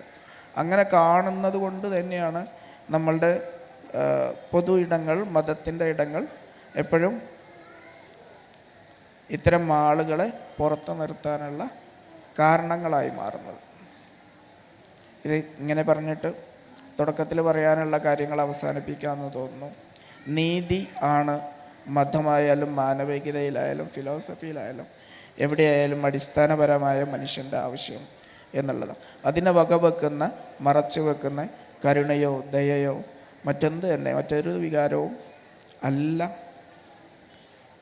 ഈ ഒരു സമൂഹം എന്ന രീതിയിൽ മുന്നോട്ട് പോകാനുള്ള ആവശ്യം. മറ്റതൊക്കെ വ്യക്തി കേന്ദ്രീകൃതമാണ്. Thank you. റൈസ് നമ്മളോട് പറഞ്ഞിട്ടുള്ളത് ഈ സേക്രഡ് സ്പേസിൻ്റെ ഡിസബിലിറ്റി ഫ്രണ്ട്ലിനെസ്സിനെ കുറിച്ചിട്ടാണ്. എത്രത്തോളം ഡിസബിലിറ്റി ഫ്രണ്ട്ലിയാണ്, അല്ലെങ്കിൽ ഡിസബിലിറ്റി ഉള്ളവരുടെ വിസിബിലിറ്റി കൂടുതൽ, ആ ദൃശ്യത കൂടുതൽ കൈവരുന്ന തരത്തിൽ നമ്മളുടെ മത ധാർമ്മിക സ്ഥാപനങ്ങൾ, ആത്മീയ സ്ഥാപനങ്ങൾ എപ്രകാരം മാറേണ്ടതുണ്ട് എന്നതിനെക്കുറിച്ചിട്ടുള്ള ഒരു ചിന്തയാണ് റൈസ് നമുക്ക് ഇട്ട് തന്നിട്ടുള്ളത്. അപ്പോൾ ഞാൻ ഓരോരുത്തർക്കും മൈക്ക് കൈമാറുകയാണ്. ഓരോരുത്തരുടെ അനുഭവ പരിസരത്തിൽ, പ്രവർത്തന മണ്ഡലത്തിൽ ഈ ഒരു എങ്ങനെയാണ് കൂടുതൽ ദൃശ്യത, ഡിസബിലിറ്റി ഉള്ളവരുടെ ദൃശ്യത കൈവരുന്നതിന് വേണ്ടിയിട്ട് എന്തെല്ലാം മാറ്റങ്ങൾ ഉണ്ടാക്കിയെടുക്കാം. നമ്മൾ പാസ്റ്റിനെ കുറിച്ചിട്ടല്ല വരുന്നത്, ഫ്യൂച്ചറിനെ കുറിച്ച്. ചോദിച്ച ഒരു ചോദ്യത്തിൻ്റെ സംഗതിയിൽ ഒരു കാൽപ്പനികമായ അല്ലെങ്കിൽ ഒരു സാങ്കല്പികമായ മറുപടികൾ മാത്രം പറയാൻ കഴിയുന്ന ഒരു സ്ഥാനമാണ് എന്നെ സംബന്ധിച്ചിടത്തോളം ഞാൻ ഇപ്പോൾ ഉള്ളത്. ഈ പറഞ്ഞ രീതിയിൽ സ്ഥാപനങ്ങൾ, അതുപോലെ തന്നെ മറ്റ് പൊതുവായി എല്ലാ ആളുകൾക്കും ആസ്വദിക്കാനും അനുഭവിക്കാനും കഴിയുന്ന സ്ഥലങ്ങളിൽ ഈ പറഞ്ഞ വിധത്തിൽ വൈവിധ്യങ്ങളുള്ള, വ്യത്യസ്തതകളുള്ള ആളുകൾക്കും കുട്ടികൾക്കും തന്നെ വലിയവർക്കും വരാനും പറ്റിയ രീതിയിലുള്ള ഒരു മനസ്ഥിതി മാറി വരിക എന്നുള്ളതാണ്. നീതി എന്നുള്ള ഒരു വിഷയം അവിടെ വരുന്നത് മറ്റൊരു സ്വഭാവത്തിൽ അതിനെ കാണുന്നത് കൊണ്ടാണല്ലോ. അതിൻ്റെ ഒരു വീക്ഷണത്തിൽ നിന്നാണ് ആ ഒരു സംഗതി വരുന്നത്. എന്നാൽ ഈ പറഞ്ഞതുപോലെ തന്നെ ഓരോ ആളുകളുടെയും ഇതിൻ്റെ എന്താ പറയുക, നീതി എന്ന് നമ്മൾ പറയുന്ന സമയത്ത് ഈ പറഞ്ഞ വിധം, അപ്പം ഞാൻ വർക്ക് ചെയ്യുന്ന ഹോസ്പിറ്റലിൽ തണലിൻ്റെ ഒക്കെ സഹകരണത്തോടു കൂടി തന്നെ ഒരുപാട് കുട്ടികൾ, ഈ വിധത്തിൽ ഡിഫറെൻ്റ് ഏബിൾഡ് ആയിട്ടുള്ള കുട്ടികൾ അവിടെ ജോലി ചെയ്യുന്നവരുണ്ട്. പല വിധത്തിലുള്ള ഡിസബിലിറ്റി ഉള്ള ആളുകൾ, വ്യത്യസ്തമായ രീതിയിലുള്ള ഇതുണ്ട്. നമ്മുടെ ഹോസ്പിറ്റലിൻ്റെ മാനേജ്മെൻറ്റിൻ്റെ ഒരു പോളിസിയും കൂടിയാണത്. ആ വിധത്തിലുള്ള ആളുകളെ ഈ രീതിയിൽ കൊണ്ടുവരണം എന്നുള്ള. അതുപോലെ തന്നെ ഈ രീതിയിൽ, അതുപോലെ തന്നെ നമ്മളൊരു ഡയാലിസിസ്, ഒരുപാട് വർഷങ്ങളായി എത്രയോ ഡയാലിസിസ് ചെയ്യുന്ന രോഗികൾ അവിടെ ഉണ്ട്. അപ്പോൾ ഈ ഡയാലിസിസ് ചെയ്തുകൊണ്ടിരിക്കുന്ന രോഗികൾക്ക് അവർ ചെയ്യുന്ന സംരംഭങ്ങൾ നമ്മുടെ സ്ഥാപനം ഈ രീതിയിൽ അവർക്ക് ഈ പറഞ്ഞ രീതിയിൽ കൂടുതൽ ഒരു വിസിബിലിറ്റി കൊടുക്കാൻ പറ്റിയ രീതിയിലുള്ള ആലോചനകൾ വരുമ്പം അതിനെ പരിഗണിക്കുന്ന ഒരു കാഴ്ചപ്പാട്, വീക്ഷണം നമുക്ക് ഉണ്ടാവുക എന്നുള്ളതാണ്. അപ്പോൾ ഈ ഒരു ചോദിച്ച ഒരു ചോദ്യത്തോട് ആ ഒരു പ്രതികരണം മാത്രമാണ് എനിക്ക് പറയാനുള്ളത്. ഫാദർ ആദ്യം ടോക്കിൽ പറഞ്ഞു ഈ മതവും ആത്മീയതയും ഈ വിഷയത്തിൽ ഒരു 2 ഡയറക്ഷനാണ് എടുക്കുന്നത്. പക്ഷെ എങ്കിൽ തന്നെയും കൂടുതൽ ആളുകൾ ഈ ആത്മീയത എന്ന് കാണുന്നത്, നമ്മളുടെ പ്രത്യേകിച്ചും ഈ ഒരു മുതലാളിത്ത ഒരു സമൂഹത്തിൽ, കുറേയും കൂടി വിഭവ കേന്ദ്രീകൃതമായ ഒരു സമൂഹത്തിൽ, ഭൗതിക കേന്ദ്രീകൃതമായ ഒരു സമൂഹത്തിൽ ഈ മതങ്ങളുടെ ഒരു സ്പേസ് എന്ന് പറയുന്നത് സീക്രട്ട് സ്പേസുകളാണ്. അപ്പോൾ അത് എങ്ങനെ അതിൽ എന്തെല്ലാം മാറ്റങ്ങൾ അതിൽ കൊണ്ടുവരാൻ കഴിയും എന്നുള്ളത്, പ്രത്യേകിച്ചും ഇതിൽ അനുഭവ പശ്ചാത്തലമുള്ളതുകൊണ്ട് അച്ഛനെ കുറിച്ചും കൂടെ പറയാൻ കഴിയും. ഈ മതവും ആത്മീയതയും തമ്മിലുള്ള വേർതിരിവ് ഇവിടെയും പ്രസക്തമാകും. ഇപ്പം ഞാൻ ക്രിസ്തു മതത്തിലാണ് എൻ്റെ പൂർണ്ണമായ വിശ്വാസമെങ്കിൽ അത് പള്ളിയും സ്ഥാപനങ്ങളും ഒക്കെ ആയിട്ട് ബന്ധപ്പെട്ടാണ്, ആചാരങ്ങളും ഒക്കെ ആയിട്ടാണ്. അല്ല, അതിനപ്പുറത്ത് ക്രിസ്തുവിൻ്റെ ആത്മീയതയിലാണ് എൻ്റെ ഹൃദയം ഇരിക്കുന്നതെങ്കിൽ അത് പള്ളിയുമായിട്ട് ബന്ധപ്പെടണമെന്നില്ല, സ്ഥാപനങ്ങളുമായിട്ട് ബന്ധപ്പെടണമെന്നില്ല. അത് മനുഷ്യരുമായിട്ടും പ്രകൃതിയുമായിട്ടും ബന്ധപ്പെടുന്ന ഒരു ആത്മീയ ബന്ധത്തിൽ അധിഷ്ഠിതമാകാൻ സാധിക്കും. ഈ മതവുമായിട്ട് ബന്ധപ്പെട്ട ഇടങ്ങളാണ് ഡിസേബിൾഡ് ഫ്രണ്ട്ലി അല്ലാത്തത്. ഇപ്പം നമ്മുടെ പ്രിയപ്പെട്ട അനുജൻ പറഞ്ഞതുപോലെ എല്ലാ മതങ്ങളുടെയും പ്രധാനപ്പെട്ട ദേവാലയങ്ങളെല്ലാം, എന്തിനേറെ പറയുന്നു, ചരിത്രപ്രസിദ്ധമായ ദേവാലയങ്ങൾ, അമ്പലങ്ങളായാലും പള്ളികളായാലും മോസ്കുകളായാലും ഡിസേബിൾ ഫ്രണ്ട്ലി അല്ല. അവിടെയൊന്നും ഡിസേബിൾഡ് ആയിട്ടുള്ള ആളുകൾക്ക് അകത്ത് കയറാനായിട്ട് സാധിക്കത്തില്ല, ആക്സസിബിലിറ്റി ഇല്ല. കുറേയൊക്കെ മാറ്റങ്ങൾ അടുത്ത കാലത്ത് വരുന്നുണ്ടെങ്കിലും നമ്മുടെ ഒരു ലാസ്റ്റ് പ്രയോറിറ്റി പോലും അല്ല ഡിസേബിൾഡ് ആയിട്ടുള്ള ആളുകൾ എന്നുള്ളതാണ്. നമ്മുടെ യേശുക്രിസ്തു പറയുന്ന ഒരു കാര്യം, ഈ ചെറിയവരിൽ ഒരുത്തന് നിങ്ങൾ ചെയ്യുമ്പോഴാണ് അത് എനിക്ക് ചെയ്യുന്നത്. നിങ്ങൾ എന്നെ കാണേണ്ടത് ഏറ്റവും അവഗണിക്കപ്പെട്ടവരിലും പാവപ്പെട്ടവരിലും പതിതരിലുമാണ്. അതുതന്നെയാണ് ഇന്നലെ നമ്മൾ മഹാത്മാഗാന്ധിജിയുടെ രക്തസാക്ഷിത്വം ആചരിച്ചു. മഹാത്മാഗാന്ധിജിയും പറഞ്ഞത്, നിങ്ങളൊരു കാര്യം ചെയ്യാൻ ആഗ്രഹിച്ചാൽ, ആലോചിച്ചാൽ, പ്ലാൻ ചെയ്താൽ അത് ഏറ്റവും പാവപ്പെട്ടവൻ എന്തെങ്കിലും പ്രയോജനമുണ്ടോ ഉണ്ടെങ്കിൽ മാത്രമേ അതുമായിട്ട് മുന്നോട്ട് പോകാൻ പാടുള്ളൂ എന്നാണ്. അവിടെ നമ്മുടെ ചിന്തകളിൽ, നമ്മുടെ പരിപാടികളിൽ, പ്രോഗ്രാമുകളിൽ, അജണ്ടകളിൽ ആദ്യം വരേണ്ടത് ഏറ്റവും അവസാനത്തെ ആളുകളായിരിക്കണം. അതാണ് ബൈബിള് പറയുന്നത്, ദൈവരാജ്യത്തിൽ ഏറ്റവും അവസാനത്തവൻ ആദ്യത്തവനാവും.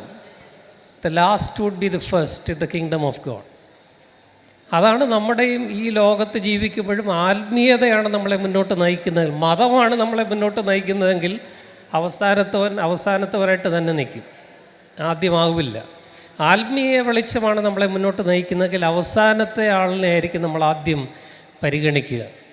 അതുകൊണ്ട് ഈ ആത്മീയതയുടെ വെളിച്ചം നമ്മുടെ മേൽ വീശുകയാണെങ്കിൽ, അതിൻ്റെ വെളിച്ചത്തിൽ നമ്മൾ മതങ്ങളെ നവീകരിക്കാൻ ശ്രമിച്ചാൽ അവിടെയൊക്കെ ഈ തുറവി ഉണ്ടാകുമെന്നാണ് ഞാൻ വിശ്വസിക്കുന്നത്. എൻ്റെ തന്നെ അനുഭവത്തിൽ ഞാൻ 25 വർഷം മുമ്പ് ഈ തീരം എന്ന കുടുംബം ആരംഭിക്കുമ്പോഴുള്ള പള്ളികളും പള്ളികളുടെ പരിസരവും അല്ല ഇപ്പോഴുള്ളത്. ഞങ്ങളുടെ ഇടപെടലുകൾ വഴിയൊക്കെ കുറച്ച് മാറ്റങ്ങൾ പള്ളിക്കകത്തും സമൂഹത്തിനകത്തും ഒക്കെ വരുത്താനായിട്ട് സാധിക്കും. വീൽ ചെയർ ആക്സസിബിലിറ്റി ഒക്കെ എല്ലായിടങ്ങളിലും നിർബന്ധമാക്കാനുള്ളൊരു ക്യാമ്പയിൻ. ഇപ്പം എൻ്റെ കൂടെ പ്രവർത്തിച്ച രാജൻ കൈപ്പള്ളിൽ ഇവിടെ ഇരിപ്പുണ്ട്.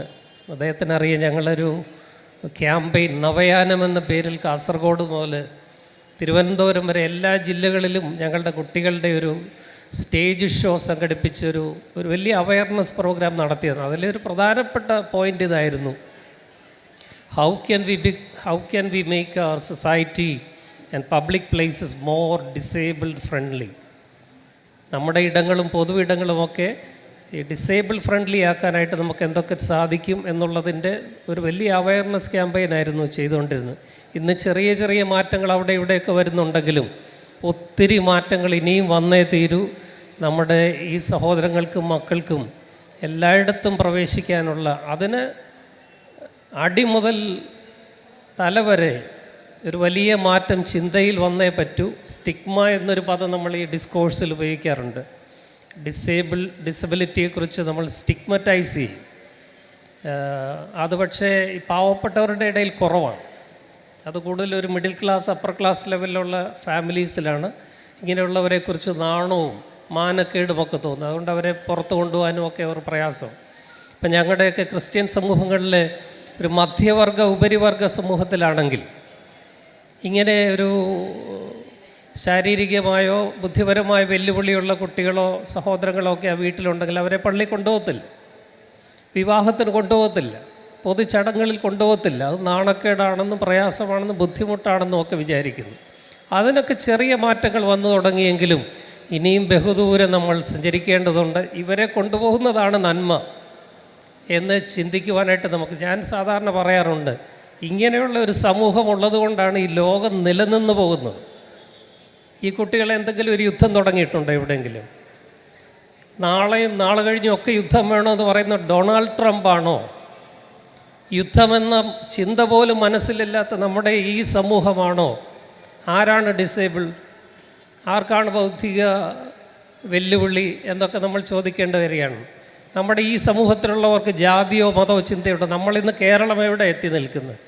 വിദ്വേഷത്തിൻ്റെയും പകയുടെയും വർഗീയതയുടെയും ഭാഷയാണ് നമ്മൾ സംസാരിക്കുന്നത്. പക്ഷെ ഇവരമ്പലത്തിലും മോസ്കിലും പള്ളിയിലുമൊക്കെ ഒരുപോലെ ഒരേ മനസ്സോടെ കൂട്ടമായിട്ട് പോകാനായിട്ട് അവർക്ക് സാധിക്കുന്നത് അവരുടെ നന്മയാണ്. അങ്ങനെ എത്രയോ ഉദാഹരണങ്ങൾ. അതുകൊണ്ട് നന്മയുടെ ഈ ജീവിതങ്ങളെ ചേർത്ത് പിടിക്കുവാനായിട്ട് നമ്മുടെ ഇടങ്ങളെ തുറന്നു കൊടുക്കുക, പരമാവധി തുറന്നു കൊടുക്കുക എന്നുള്ളത് നമ്മുടെ ഉത്തരവാദിത്വവും അവരുടെ അവകാശവുമാണ്. അതാണ് നീതി, ജസ്റ്റിസ് എന്ന വാക്ക് നമ്മുടെ പ്രിയ അനുജൻ ഉയർത്തിപ്പിടിച്ചത്. ഞാനും അതിനോട് ചേർന്ന് എൻ്റെ വാക്കുകൾ ഇവിടെ അവസാനിപ്പിക്കും. നന്ദി ഫാദർ.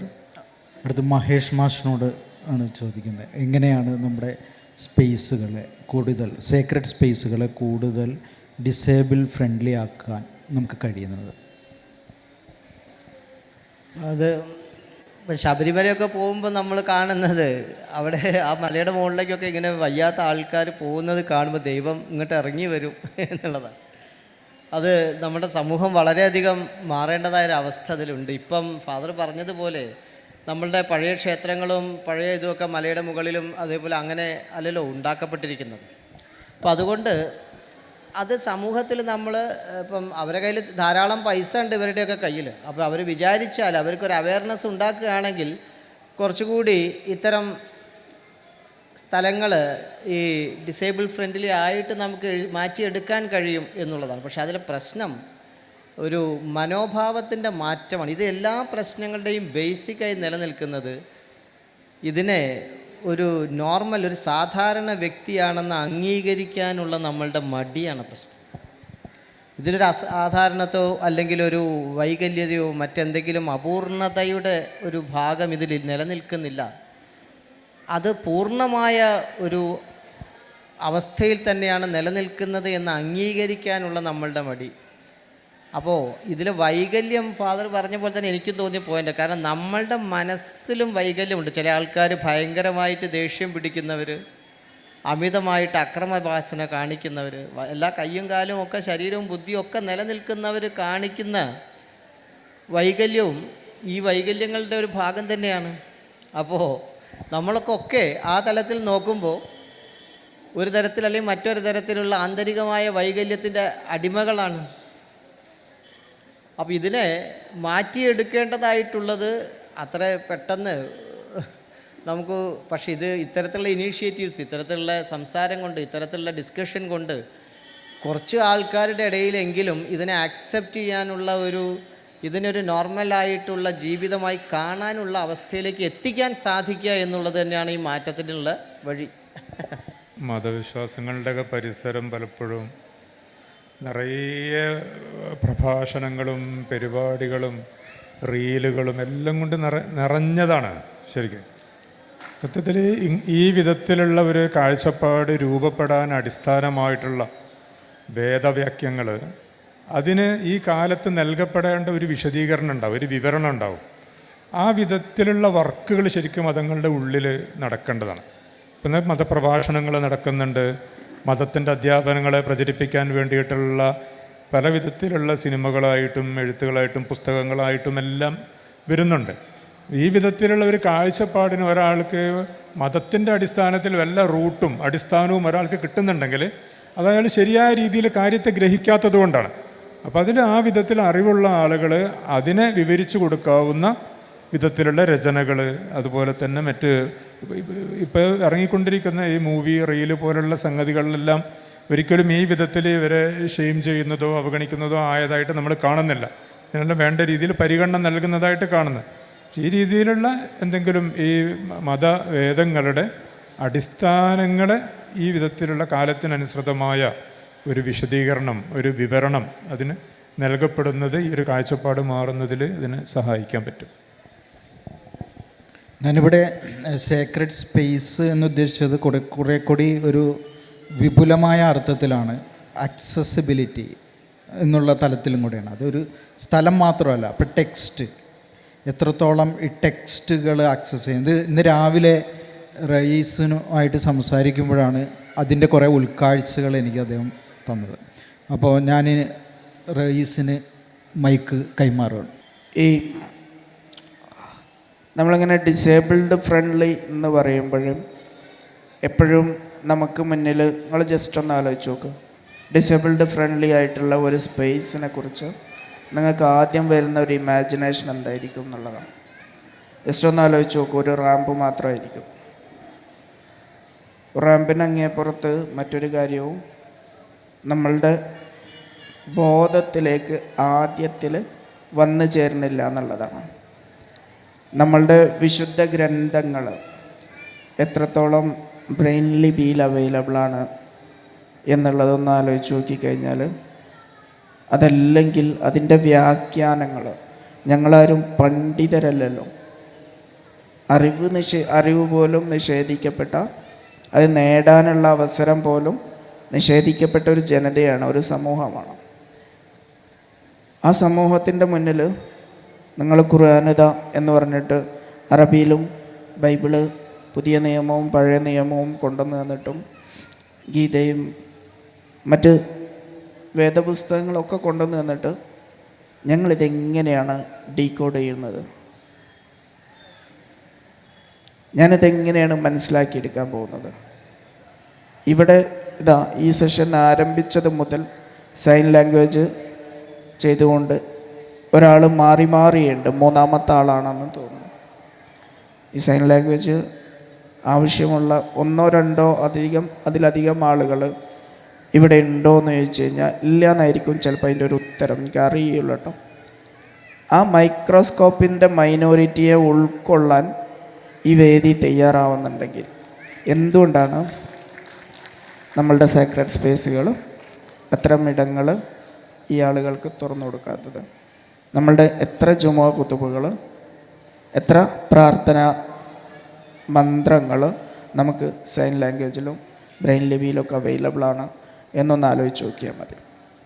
ഞങ്ങളെങ്ങനെയാണ് അത് പഠിക്കേണ്ടത് എന്നുള്ളത് ഞാൻ പറഞ്ഞല്ലോ. ഇവിടെ ആരുടെയും ശ്രമഫലമായുള്ള ഒരു മാറ്റമല്ല സംഭവിച്ചിട്ടുള്ളത്. സ്വാഭാവികമായിട്ട് മാറ്റങ്ങൾ ഉണ്ടായിട്ടില്ല എന്നുള്ളതല്ല, മാറ്റങ്ങളുടെ ആദ്യത്തെ സംഭവം ഉണ്ടാവുന്നത് ഈ ഇൻ്റർനെറ്റ് അടക്കമുള്ള പൊതുമാധ്യമങ്ങൾ സമൂഹത്തിന് ആക്സസിബിൾ ആവുമ്പോഴാണ്. എല്ലാവർക്കും അവൻ്റെ സ്മാർട്ട് ഫോണിൽ ഇത്തരം കാര്യങ്ങൾ ആക്സസിബിളായി തുടങ്ങുമ്പോഴാണ് മാറ്റത്തെക്കുറിച്ച് പലപ്പോഴും ആലോചിച്ച് തുടങ്ങുന്നത്. ഞാനിങ്ങനെ എൻ്റെ പ്രൈവറ്റ് സ്പേസിൽ ഞാൻ എപ്പോഴും ഇങ്ങനെ പറയാറുണ്ട്. എന്ന് വെച്ച് കഴിഞ്ഞാൽ ഒരു വീൽ ചെയറിന് കയറാൻ കഴിയാത്ത എൻ്റെ ഏറ്റവും ആത്മാർത്ഥമായ സുഹൃത്തിൻ്റെ മനസ്സമ്മതം പള്ളിപ്പടിയുടെ പുറത്ത് നിന്നിട്ട് ഞാൻ കൂടിയേണ്ടി വന്നിട്ടുണ്ട്. ഏറ്റവും ആത്മാർത്ഥമായ സുഹൃത്തിൻ്റെ മനസ്സമ്മതം. ഞാൻ ഏറ്റവും ആഗ്രഹത്തോടു കൂടി പോയ പെരുന്നാൾ നമസ്കാരവും എന്നെ താങ്ങി, അത്രയും ആളുകളുള്ളത് കൊണ്ട് മാത്രം പൊക്കി പിടിച്ച് എടുത്തിട്ട് പള്ളിയിൽ വെച്ചിട്ട് ഞാൻ നിസ്കരിച്ചിട്ടുണ്ട്. അങ്ങനത്തെ ഒരുപാട് ജീവിതാനുഭവങ്ങളുണ്ട്. ഈ പൊക്കി പിടിച്ചെടുത്ത് വെക്കലിൻ്റെ ഭാഗമായി ചിലപ്പോൾ 1-2 ദിവസം പെരുന്നാളിൻ്റെ തൊട്ടടുത്ത് എല്ലാവരും സെലിബ്രേറ്റ് ചെയ്യുന്ന 1-2 ദിവസം നമ്മൾ പനിച്ച് കിടക്കേണ്ടി വരും. കാരണം ഒരു പരിചയവുമില്ലാത്ത ആളുകളാണ്, ഒരാൾക്കൂട്ടമാണ് നമ്മളപ്പോൾ ഹാൻഡിൽ ചെയ്യുക. ഞാൻ പറഞ്ഞു വന്നത് ഇതാണ്. ഞാൻ എൻ്റെ ഏറ്റവും അടുത്ത സുഹൃത്തുക്കളോട്, ഏറ്റവും അടുത്ത അധ്യാപകരോട്, അല്ലെങ്കിൽ എന്നെ സ്പിരിച്വലി ഗൈഡ് ചെയ്യുന്ന മനുഷ്യന്മാരോട് ഞാനിങ്ങനെ പറയാറുണ്ട്, നിങ്ങൾ നാളെ അള്ളാഹുവിൻ്റെ പരലോകത്തെ കോടതിയിലെത്തുമ്പോൾ ഞാൻ ഉറപ്പായിട്ടും നിങ്ങളെ തടയും, നിങ്ങളെ സ്വർഗം ഞാൻ തടയും എന്നുള്ളത്. കാരണം ഞാനോ എൻ്റെ ചുറ്റുമുള്ള അധസ്ഥിതരായ അല്ലെങ്കിൽ അരികവൽക്കരിക്കപ്പെട്ട മനുഷ്യർക്കോ അവൈലബിൾ ആവാത്ത ദൈവത്തെ ഞാൻ ഒരിക്കലും നിങ്ങൾക്ക് അവൈലബിൾ ആക്കൂല, നിങ്ങളാണ് തടഞ്ഞു വെച്ചത് എന്നുള്ളത്. അപ്പോൾ ഞാനത് ഭയങ്കര അഗ്രസീവായിട്ടാണ് പറഞ്ഞത്. അത് ഞാൻ ഇവിടെ നിന്ന് ഇറങ്ങിയിട്ട് മാറ്റൂല, അതങ്ങനെ തന്നെയാണ്, ഒരിക്കലും അത് മാറ്റാൻ പോണില്ല. ഞാൻ ഉറപ്പായിട്ടും എനിക്ക് ചുറ്റുമുള്ള മനുഷ്യരെ ഞാൻ തടയും. കാരണം ആ മാറ്റം ഇനിയും വന്നിട്ടില്ല എന്നുണ്ടെങ്കിൽ, നമ്മളെ നാട്ടിൽ കഴിഞ്ഞ 3 വർഷത്തിനിടയിൽ 25 കുട്ടികളെ പല രീതിയിലാണ് അവരുടെ പാരൻസ് ഇല്ലാതാക്കിയത്. അവർ എന്നെയും ഇല്ലാതായി. നമുക്കാർക്കും അത് ചർച്ച പോലും ആയിട്ടില്ല. നമുക്കാർക്കും അത് ചർച്ചയായി പോലും ആയിട്ടില്ല. ഇത്തരം ഇടങ്ങളിൽ നിന്ന് പുറന്തള്ളപ്പെടുന്നതിൻ്റെയും കൂടി ഭാഗമാണത്. ഓട്ടിസ്റ്റിക്കായ മകന് വലുതാവുന്ന, അയാൾ ഒരു അഡൽട്ട് സോണിലേക്ക് എത്തുന്ന, ഒരല്പം കഴിയുമ്പോൾ അയാളുടെ ഉള്ളിലുള്ള ഹോർമോൺസ് സാധനങ്ങളൊക്കെ വർക്ക് ചെയ്ത് തുടങ്ങുന്നു. നമ്മൾ സാധാരണ മെഡിറ്റേഷനുള്ള മനുഷ്യർ പല രീതിയിൽ ലൈംഗിക താല്പര്യങ്ങളെ നിയന്ത്രിക്കാൻ പറ്റും. ഓട്ടിസ്റ്റിക്കായ നേരവണ്ണം ആലോചനകൾ വർക്ക് ചെയ്യാത്ത എത്ര കുട്ടികൾക്കാണ് അത് സാധ്യമാവുക? അനിയത്തി, അമ്മ ഇതിന് സഹായിക്കേണ്ടുന്ന അവസ്ഥകളുണ്ടാവുന്നു. ഒരു മനുഷ്യർ എന്നുള്ള രീതിയിൽ ഞാനിത് ഇങ്ങനെ തന്നെ പറയണം എന്നുള്ളത് കൊണ്ടാണ് ഞാനിങ്ങനെ പറയണത്. ഉസ്താദായാലും അച്ഛനായാലും മാഷായാലും ഒക്കെ ക്ഷമിക്കാം. ഈ സദസ്സിൽ ഒരു വേദിയിൽ മൊത്തത്തിലൊരു പോരായ്മ, ഒരു ലിമിറ്റേഷൻ ഉണ്ട്. അതിലൊരു ലിമിറ്റേഷനിലേക്കാണ് ഇനി വരുന്നത്. അത് ഈ ഇൻ്റർസെക്ഷനാലിറ്റി എന്ന് പറയുന്ന ഒരു പ്രോബ്ലമാണ്. ഇപ്പം ഞാൻ ഈ അടുത്ത് ഒരു പോഡ്കാസ്റ്റ് ഉണ്ട്, പെറ്റി പാർട്ടി പോഡ്കാസ്റ്റ് എന്നാണ് എൻ്റെ പേര്. അത് അവർ ഈ ഡിസേബിൾഡ് ആയിട്ടുള്ള വിമൻ നടത്തുന്ന ഒരു പോഡ്കാസ്റ്റാണ്. അപ്പോൾ അതവർ ബോധപൂർവം തന്നെ മറ്റുള്ളവർ കളിയാക്കി വിളിക്കുന്ന പേര് അവർ ബോധപൂർവം തന്നെ അതിന് ഇട്ടിരിക്കുകയാണ്, പെറ്റി പാർട്ടി. ഞങ്ങൾ പെറ്റി പാർട്ടിയാണ്. അപ്പോൾ അവരതിൽ പറയുന്ന, അതിലൊരു അനുഭവം പറയുന്ന ഒരു ലേഡി പറയുന്നത്, ഇവർ ബ്ലാക്കാണ്, ഡിസേബിൾഡാണ്, വിമനാണ്. അപ്പോൾ ഇവർ പലപ്പോഴും ഈ ഹിജാബ് ധരിക്കുന്നവരാണ്, മുഹജ്ജബാണ്. അപ്പോൾ അവർ ഈ ഒരു ഡിസേബിൾഡിൻ്റെ കോൺഫറൻസിന് പോയപ്പോൾ ഹിജാബ് ധരിക്കുന്നത് എന്തിനാണ് എന്ന് ചോദിച്ചിട്ട് ഉള്ള ചോദ്യങ്ങൾ ഒരു ഭാഗത്ത്. പിന്നെ വൈറ്റ് ആയിട്ടുള്ള മെയിൽസിൻ്റെ ഭാഗത്ത് നിന്ന് ഉള്ള പ്രോബ്ലംസ്. പിന്നെ അപ്പോൾ അതുപോലെ ധാരാളം ഇൻ്റർസെക്ഷനാലിറ്റി, പല ഗ്രൂപ്പുകൾ ചേർന്നിട്ട്. അപ്പോൾ ഒരു ലെവലിൽ മാത്രമല്ല ഡിസ്ക്രിമിനേഷൻ അവർക്ക് നേരിടേണ്ടി വരുന്ന, പല തലങ്ങളിലുള്ള. അപ്പോൾ അതിൽ ശരിക്കും മതങ്ങൾ എന്ത് പറയുന്നു, ആത്മീയത എന്ന് പറയുന്നു, അത് ഞങ്ങളുടെ അനുഭവമായി എത്ര റിഫ്ലക്റ്റ് ചെയ്യുന്നുണ്ട് എന്നുള്ളത് ശരിക്കും പറഞ്ഞാൽ ഡിസേബിൾഡായ ഒരു സ്ത്രീക്കാണ് ഇവിടെ അത് പറയാൻ പറ്റുക. അപ്പോൾ അത് വേദിയിൽ അവരില്ലാത്തതുകൊണ്ട് ഇതിൽ ഇടപെട്ട് സംസാരിക്കണം എന്ന് ഞാൻ അഭ്യർത്ഥിക്കുകയാണ് സദസ്സിലിരിക്കുന്ന ആളുകളോട്. അപ്പോൾ ഈ ഒരു ക്വസ്റ്റിനെ അഡ്രസ്സ് ചെയ്യാനാണ് ഇനി നമ്മൾ പോകുന്നത്. അപ്പോൾ ആദ്യം ഞാൻ ഫാദറിന്. വളരെ പ്രധാനപ്പെട്ട ഒരു വിഷയമാണ് നമ്മുടെ മോഡറേറ്റർ അഡ്രസ്സ് ചെയ്യുന്നത്. പ്രത്യേകിച്ച് അക്കാദമിക മേഖലയിൽ വളരെയധികം ചർച്ച ചെയ്യപ്പെടുന്ന ഒരു വിഷയം കൂടെയാണ് ഇൻ്റർസെക്ഷനാലിറ്റി. റൈസ് സൂചിപ്പിച്ച ജസ്റ്റിസ് എന്ന വിഷയം, നീതിയെക്കുറിച്ച് നമ്മൾ ഗൗരവമായിട്ട് ചിന്തിച്ചാൽ അതിന് ഈ ഒരു പെർസ്പെക്റ്റീവ്, ഇൻ്റർസെക്ഷണൽ പെർസ്പെക്റ്റീവ് അത്യാവശ്യമാണ്. ഏത് നീതിയുടെ പ്രശ്നമായാലും ഈ ഒരു കാഴ്ചപ്പാട് അതിന് അനിവാര്യമാണ്. പ്രത്യേകിച്ച് നമ്മുടെ പോലെയുള്ള ഒരു രാജ്യത്ത് ഒരു സാമൂഹ്യ നീതിയുടെ പ്രശ്നം, അല്ലെങ്കിൽ സാമ്പത്തിക നീതിയുടെ പ്രശ്നം, ലിംഗനീതിയുടെ പ്രശ്നം, ഡിസബിലിറ്റിയുടെ പ്രശ്നം, ഇതെല്ലാം ഇൻ്റർ റിലേറ്റഡാണ്. അതുകൊണ്ടാണ് ഇതെല്ലാം ജസ്റ്റിസ്, നീതിയുടെ പ്രശ്നങ്ങളാകുന്നത്. ഇപ്പോൾ ഡിസേബിൾഡായിട്ടുള്ള ഒരു സായിപ്പിന് കിട്ടുന്ന പരിഗണന ഡിസേബിൾഡായിട്ടുള്ള ഒരു കറുത്ത വർഗ്ഗക്കാരന് കിട്ടുന്നില്ല. ഇനി ആ കറുത്ത വർഗത്തിൽപ്പെട്ട ഡിസേബിൾഡ് ഒരു സ്ത്രീ കൂടെയാണെങ്കിൽ ആ സ്ത്രീ കറുത്ത വർഗത്തിൽപ്പെട്ട ഒരു പുരുഷൻ അനുഭവിക്കുന്നതിനേക്കാൾ കൂടുതൽ അനീതി ആ സമൂഹത്തിൽ അനുഭവിക്കുന്നു. നമ്മുടെ നാട്ടിലേക്ക് വന്നാൽ ഒരു ബ്രാഹ്മണ സമുദായത്തിൽപ്പെട്ട അപ്പർ കാസ്റ്റായിട്ടുള്ള ഒരാളാണ് ഡിസേബിൾഡ് എങ്കിൽ അദ്ദേഹത്തിന് ലഭിക്കുന്ന അത്ര പരിഗണന ദളിത് വിഭാഗത്തിൽപ്പെട്ട ഒരു ഡിസേബിൾഡ് ആളുകൾക്ക് കിട്ടണമെന്നില്ല, കിട്ടില്ല. അതാണ് നമ്മുടെ നാട്ടിലെ നടപ്പ്.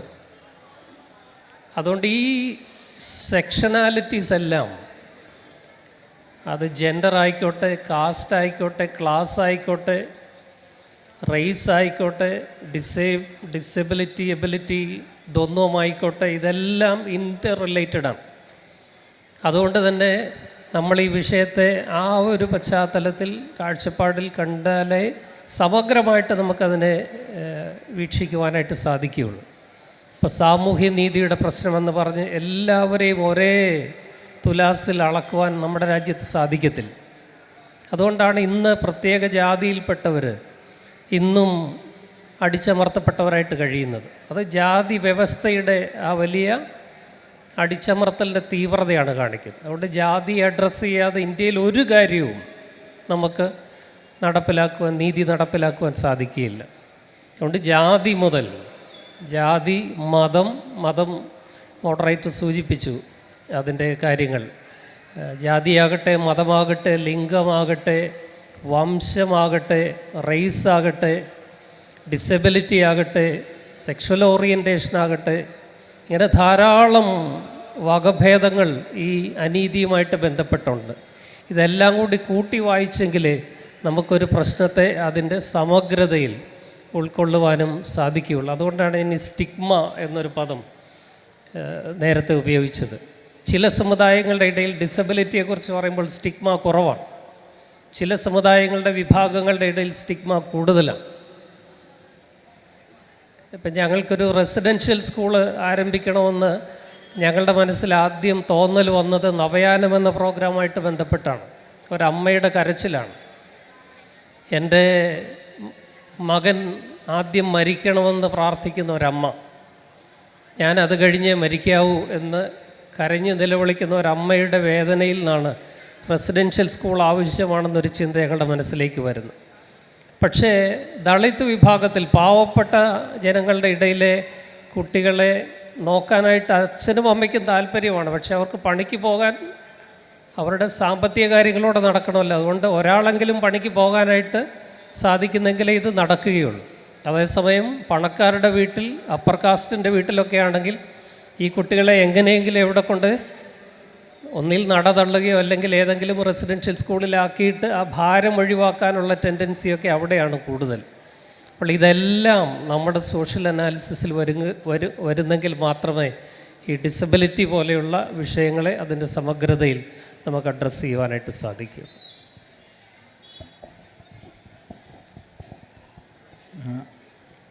ജാബിർക്ക് ഒരു സജഷൻ മുന്നോട്ട് വെച്ചു. അപ്പോൾ ഒരു ചോദ്യം പലരും പറയുന്നതിന് പകരമായിട്ട് പല ചോദ്യങ്ങൾ ഇതിൽ എനിക്ക് ചോദിക്കാനുള്ള ഈ കർത്തൃത്വത്തിനെ കുറിച്ചിട്ടാണ്. നമ്മളിപ്പോൾ ജാബിർ ഖാനോട് എനിക്ക് ചോദിക്കാനുള്ളത് കർത്തൃത്വം, അതായത് നമ്മൾ ഡിസേബിൾഡ് ആയിട്ടുള്ള ആളുകൾ ഒരു ലീഡർഷിപ്പിലേക്ക് വരുന്നത്, റിലീജിയസ് ലീഡർഷിപ്പിലേക്ക് വരുന്നത്, അല്ലെങ്കിൽ അവരാൽ നയിക്കപ്പെടുന്ന ഒരു സാഹചര്യം, അതിനെങ്ങനെയാണ് കാണുന്നത്? ഇത് ഇപ്പോൾ അച്ഛനോട് ചോദിച്ച അതേ ചോദ്യത്തിൻ്റെ തന്നെ ഒരു ഉപചോദ്യമാണ് സത്യത്തിൽ. ഇതായിട്ട് ഈ പറഞ്ഞ പോലെ ഈ നമ്മുടെ ജീവിതത്തിൽ നമുക്ക് വരുന്ന ഓരോ രംഗങ്ങളും നമ്മോട് സംസാരിക്കുന്ന നമുക്ക് നൽകുന്ന ചില ഉൾക്കാഴ്ചകളുണ്ടാവും. ഇപ്പോൾ ഡിസേബിൾഡായ ഒരാൾ, ഇപ്പോൾ നമ്മുടെ സംസാരം മറ്റ് വിശാലമായ സംഗതികൾ മാറ്റി നിർത്തിയാൽ ഡിസേബിൾഡായ ഒരാൾ ഞാൻ ഡിസേബിൾഡ് ആയതുകൊണ്ട് എന്നോട് അനീതി കാണിക്കപ്പെടുന്നു എന്ന് ചിന്തിക്കുന്നതിലൂടെ അല്ലെ എന്നൊരു വിഷയത്തിലൂടെ ആ ആൾക്ക് കൈവരേണ്ട ഒരു ആത്മീയമായൊരു വികാസമുണ്ട്. എന്ത് ഈ വിധത്തിലുള്ള ഒരു വേർതിരിവ് കാണിക്കാൻ പാടില്ല. അങ്ങനെ കാണിക്കാത്ത വിധത്തിലുള്ള ഒരു ഉൾക്കാഴ്ച അയാളുടെ ജീവിതത്തെക്കുറിച്ച് ലഭിക്കും. എങ്കിൽ മാത്രമേ അവരെ പോലെ തന്നെ ഡിസേബിൾഡായ മറ്റൊരാളോട് മറ്റെന്തെങ്കിലും കാരണത്താൽ ഉള്ള ഒരു വിവേചനത്തെ അവർക്ക് മറികടക്കാൻ പറ്റുള്ളൂ. ഇതാണല്ലോ ഇതിൻ്റെ ഒരു വിഷയം. എന്താണല്ലോ ഞാൻ പറഞ്ഞത്. ഇതേപോലെ ഈ ലീഡർഷിപ്പിൻ്റെ സംഗതികൾ, ഇങ്ങനെയുള്ള ഏത് വിഷയത്തെയാണെങ്കിലും അപ്പോഴും നമ്മൾ ഇതിനെ ഒരു പ്രത്യേകമായ ഒരു വിഭാഗമായി കണ്ടുകൊണ്ട് അവരുടെ നേതൃത്വം അവർ ചെയ്യട്ടെ, അവരിതാവട്ടെ, അവരെ ഒരു പൊതുവായ ഒരു മനുഷ്യ സമൂഹത്തിൻ്റെ ഭാഗമായി കണ്ടുകൊണ്ട് അവരും എല്ലാത്തിലും പങ്കാളികളാവുകയല്ലേ വേണ്ടത്. അവരുടെ നേതൃത്വം അവർ, മറ്റുള്ളവരുടെ നേതൃത്വം ഇവർ എന്നുള്ള നിലക്കുള്ള ഒരു വർഗീകരണത്തിലേക്ക് പോകുന്നതല്ലല്ലോ. മാഷ് എങ്ങനെയാണ് ഇത് രണ്ടും കൂടെ കമ്പൈൻ ചെയ്തിട്ട് എങ്ങനെയാണ് ഇത് വായിക്കുന്നത്? എൻ്റെ മനസ്സിൽ വന്നൊരു ചിന്ത, അത് വളരെ കുറച്ച് തിയററ്റിക്കലാണത്. കാരണം അടിസ്ഥാനപരമായി ഇന്ത്യൻ ഫിലോസഫി ഈ അല്ലെങ്കിൽ വ്യത്യസ്തമായി കാണുന്നതിനെ ഒന്നിൻ്റെ തന്നെ റിഫ്ലക്ഷനായിട്ടാണ് കാണുന്നത്. ഏകം സത്, സത്യം ഒന്നേ ഉള്ളൂ, വിവരമുള്ളവർ പലതരത്തിൽ പറഞ്ഞു എന്നേ ഉള്ളൂ. ഒരു സ്ഥലത്ത് ഒരു കിണറിലും അല്ലെങ്കിൽ കാള ചവിട്ടിയ മണ്ണിൻ്റെ അവിടെ വെള്ളത്തിലും ഇറവെള്ളത്തിലും പുഴയിലെ വെള്ളത്തിലും കിണറിലെ വെള്ളത്തിലും ഒക്കെ പ്രതിഫലിച്ച് കാണുന്നത് ഒരേ ഈശ്വരൻ, ഒരേ സൂര്യനാണ്. അല്ലാണ്ട് ആ കിണറ്റിലൊരു സൂര്യനും കുളത്തിൽ വേറെ സൂര്യനും ഇല്ല. അടിസ്ഥാനപരമായി ഈ കാണുന്ന എല്ലാ മനുഷ്യനും ഒരാളെ റിഫ്ലക്ഷനാണ്. അപ്പം ഇവിടെ അയാൾ മോശമാണ്, ഇയാൾ ഇതാണ്, അത് ജാതിയുടെ അടിസ്ഥാനത്തിലോ വൈകല്യത്തിൻ്റെ അടിസ്ഥാനത്തിലോ മറ്റ് ഡിഫോമിറ്റി അല്ലെങ്കിൽ ഡിസബിലിറ്റിയുടെ അടിസ്ഥാനത്തിലോ ഒരാളെ തിരിച്ച് നിർത്തുന്നതിൽ ഇന്ത്യൻ ഫിലോസഫിയുടെ ബേസ് പറഞ്ഞാൽ അർത്ഥമില്ല. അപ്പോൾ അത് അങ്ങനെ ധരിക്കുന്നത് നമ്മളുടെ പോരായ്മയാണ്. അപ്പം theoretically speaking there is no difference. സ്വർണം കമ്മലായിട്ടും വളയായിട്ടും മാലയായിട്ടും മാറുന്നുവെങ്കിലും സ്വർണമേ നിലനിൽക്കുന്നുള്ളൂ. ഈ കാണുന്ന എല്ലാ വൈവിധ്യങ്ങളുടെ ഉള്ളിൽ ഒന്ന് മാത്രമേ ഉള്ളൂ. അപ്പം അതിനെ ആ തരത്തിലേക്ക് നമ്മൾ എഡ്യൂക്കേറ്റ് ചെയ്ത് കൊണ്ടുവരിക. കാരണം സാർ പറഞ്ഞപ്പോൾ എനിക്ക് തോന്നിയത്, കാരണം ശ്രീനാരായണ ഗുരുദേവൻ അവിടെ കണ്ണൂർ ഒരു പ്രതിഷ്ഠ നടത്തിയിട്ട് അതിന് എന്താ ഇപ്പം ഈ പ്രതിഷ്ഠയ്ക്ക് ഒരു പേരിടണമല്ലോ, അമ്പലം സ്ഥാപിച്ചിട്ട്. അപ്പോൾ അദ്ദേഹം അതിന് സുന്ദരേശ്വരൻ എന്നാ പേരിട്ട്. ശിവനെയാണ് പ്രതിഷ്ഠിച്ചത്, സുന്ദരനായ ഈശ്വരനാണ്. അപ്പം അദ്ദേഹത്തോട് ചോദിക്കുന്നുണ്ട്, ഇത് എന്തുകൊണ്ടാണ് സുന്ദരൻ എന്ന് വിളിച്ചത് എന്ന്. അപ്പോൾ അദ്ദേഹം പറയുന്നുണ്ട്, അദ്ദേഹം പ്രവർത്തിക്കുന്ന അവിടെ തിരുവനന്തപുരം ഭാഗങ്ങളിലൊക്കെ ഈ ജാതിയുടെ അമിതമായിട്ടുള്ള ഈ പ്രശ്നങ്ങൾ കൊണ്ട് ഇവിടെ മലബാറിൽ വന്നപ്പോൾ സ്വാമിക്ക് തോന്നിയതാണ്. കാരണം ഇവിടെ ജനങ്ങൾ കുറച്ചുകൂടി അധകൃത വർഗത്തിൽപ്പെട്ട വിഭാഗത്തിൽപ്പെട്ടവരും ഇങ്ങനെ മാറ്റി നിർത്തപ്പെട്ടവരും ഒക്കെ മുഖ്യധാരയിൽ വരികയും കച്ചവടം ചെയ്യുകയും പൈസ ഉണ്ടാക്കുകയും സാധാരണമായി ആൾക്കാരെ പോലെ നടക്കുകയൊക്കെ ചെയ്യുന്നു. അപ്പോൾ ഇവർ കൂടുതൽ സൗന്ദര്യമുള്ളവരാണ് എന്നാണ്. അപ്പോൾ ആ സൗന്ദര്യം എന്നതിനെ സ്വാമി എവിടെയാണ് കൊണ്ടുപോയി കെട്ടിയതെന്ന് നോക്കണം. നമ്മളുടെ മനസ്സിലാണത്. ആ മനസ്സിൻ്റെ വികാസത്തെയാണ് സൗന്ദര്യമായിട്ട് കണ്ടത്, അല്ലാണ്ട് കണ്ണൂരുള്ളവർ സുന്ദരന്മാരാണെന്നുള്ള അർത്ഥത്തിലല്ല പറഞ്ഞത്. അപ്പോൾ ഇതിന് ഈ ഒരു ദാർശനികതയെ നമ്മൾ പ്രബലമാക്കി അല്ലെങ്കിൽ പ്രചരിപ്പിക്കുക മാത്രമേ വഴിയുള്ളൂ. കാരണം ഞാനും നീയും തമ്മിൽ അടിസ്ഥാനപരമായി വ്യത്യാസമില്ല. വ്യത്യാസമുണ്ട് എന്ന് തോന്നുന്നത് നമ്മളുടെ വൈകല്യമാണ് എന്ന് മാഷ് പറഞ്ഞപ്പോൾ എനിക്ക് പാട്ട് പാടാനുള്ളൊരു അവസരം അതിൻ്റെ കൂടെ വന്നിട്ടുണ്ട്. അതുകൊണ്ട്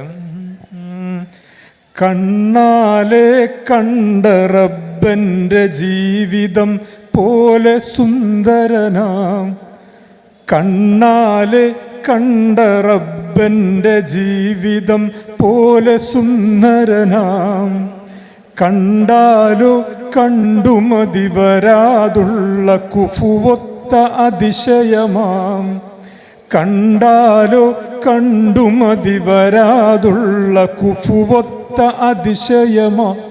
മലപ്പുറത്തുള്ളൊരു ഭാഷയാണ് ഇജ്ജ് എന്നുള്ളൊരു വാക്കുണ്ട്. ഇജ്ജ് എന്ന് പറഞ്ഞാൽ യുവർ സെൽഫ് എന്ന്. ഇജ്ജായതെങ്ങനെ എന്ന് ജറിഞ്ഞാൽ അല്ലായതെങ്ങനെ എന്നും ഇജ്ജറിയും.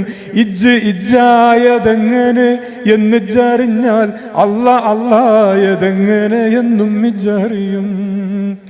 കണ്ണാലെ കണ്ട റബ്ബൻ്റെ ജീവിതം പോലെ സുന്ദരനാം, കണ്ടാലോ കണ്ടുമതി വരാതുള്ള കുഫുവൊത്ത അതിശയം. ഇനി റയീസാണ് ഇതിൽ പറയാനുള്ളത്. ഇൻ്റർസെക്ഷനാലിറ്റി, അങ്ങനെയുള്ള അനുഭവങ്ങൾ എന്തൊക്കെയാണ് എന്നുള്ളത്. ഈ പറഞ്ഞതൊക്കെ തന്നെയാണ് പറയാനുള്ളത് അതിങ്ങനെ ഒറ്റ വാക്കിൽ ചുരുക്കാമെന്ന് തോന്നുന്നു.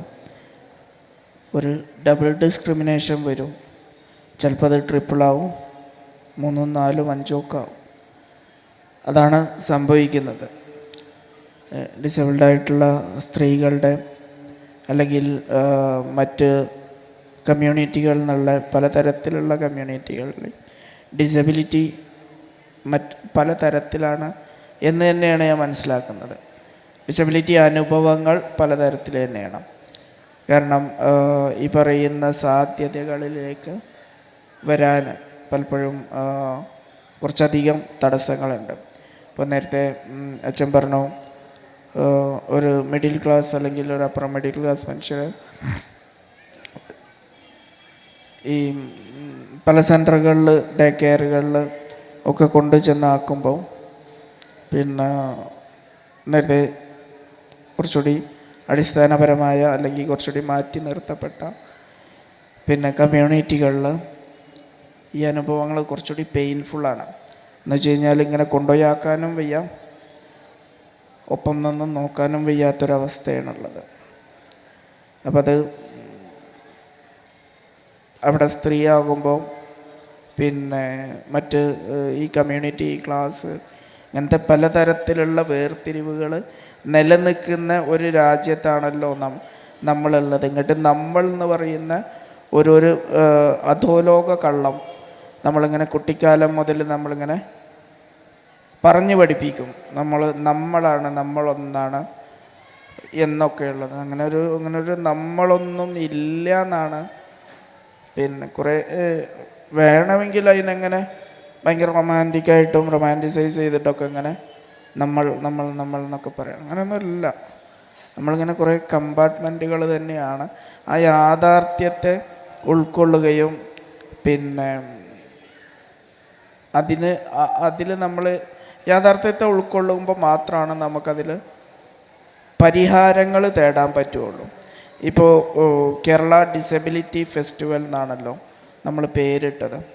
ഇങ്ങനൊരു പേരിടുമ്പോൾ ഇതിനെ വിമർശിക്കാനും വൈ ഡിസബിലിറ്റി എന്ന് ചോദിക്കാനും ഇവിടെ കൂടിയിരിക്കുന്നതിൻ്റെ അനേകം മടങ്ങ് മനുഷ്യരുണ്ട്. കാരണം നമ്മൾ ഭിന്നശേഷിയെന്നും ഡിഫറൻ്റ്ലി ഏബിൾഡ് എന്നും ഏറ്റവും അവസാനം ദിവ്യാംഗ് എന്നൊക്കെ നമ്മൾ പറഞ്ഞ് പഠിപ്പിച്ചിട്ടുണ്ട്. നമ്മളെ ബോധത്തിൽ അതാണ്. വൈ ദിവ്യാംഗ്? Human body.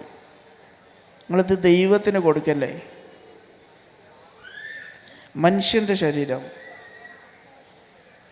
ഞാൻ ഒരു പരീക്ഷ എഴുതാനിരിക്കുമ്പോൾ 10 മിനിറ്റ്, അരമണിക്കൂർ എനിക്ക് കൂടുതൽ സമയം അനുവദിച്ച് തരണം എന്നുണ്ടെങ്കിൽ, അത് നീതിപൂർവം അനുവദിച്ച് തരണം എന്നുണ്ടെങ്കിൽ ഐ ആം ഡിസേബിൾഡ് എന്ന് പറയുന്ന യാഥാർത്ഥ്യത്തെ അംഗീകരിക്കണം.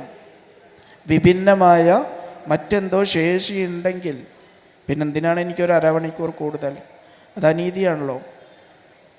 കാരണം ഒരു ഓട്ടത്തിന് ഓടാൻ കഴിവില്ലാത്തവന് അരമണിക്കൂർ കൂടുതൽ തരുന്നത്, അല്ലെങ്കിൽ കുറച്ചധികം സമയം തരുന്നത്, അവൻ ആ കഴിവില്ലാത്തത് കൊണ്ടാണ്.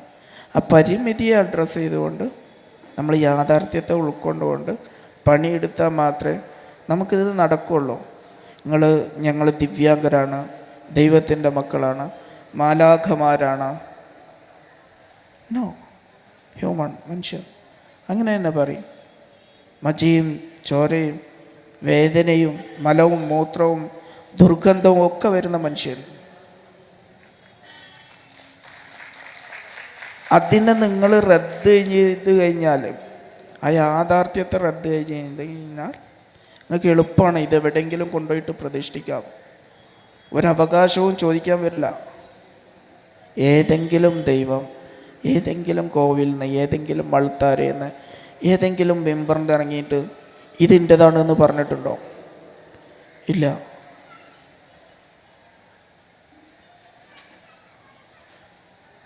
പണ്ട് ബഹുജൻ കമ്മ്യൂണിറ്റിക്കെതിരെ ഹരിജൻ എന്ന് പറയുന്ന ഒരു വാക്ക് ഉപയോഗിച്ചിട്ടുണ്ടായിരുന്നു. അതുപോലത്തെ ഒരു വയലൻസാണ് ഈ സമൂഹത്തോട് ചെയ്യുന്നൊരു വയലൻസാണ് ദിവ്യാംഗ് പോലുള്ള, ഭിന്നശേഷി പോലുള്ള പ്രയോഗങ്ങൾ. ഇത് നിങ്ങൾ ആദ്യം മനസ്സിലാക്കിയാൽ, അല്ലെങ്കിൽ അത് നമ്മൾ ആദ്യം മനസ്സിലാക്കിയാൽ ഇൻക്ലൂഷൻ എന്ന് പറയുന്ന ഒരു സാധ്യതയെ നമ്മൾ ആലോചിക്കേണ്ടതുള്ളൂ. അല്ലെങ്കിൽ എന്തിനാണ് ഇൻക്ലൂഷൻ? ഇവിടെ കൂടിയിരിക്കുന്ന ഡിസേബിൾഡ് അല്ലാത്ത ഒരു മനുഷ്യനും ആവശ്യപ്പെടാത്ത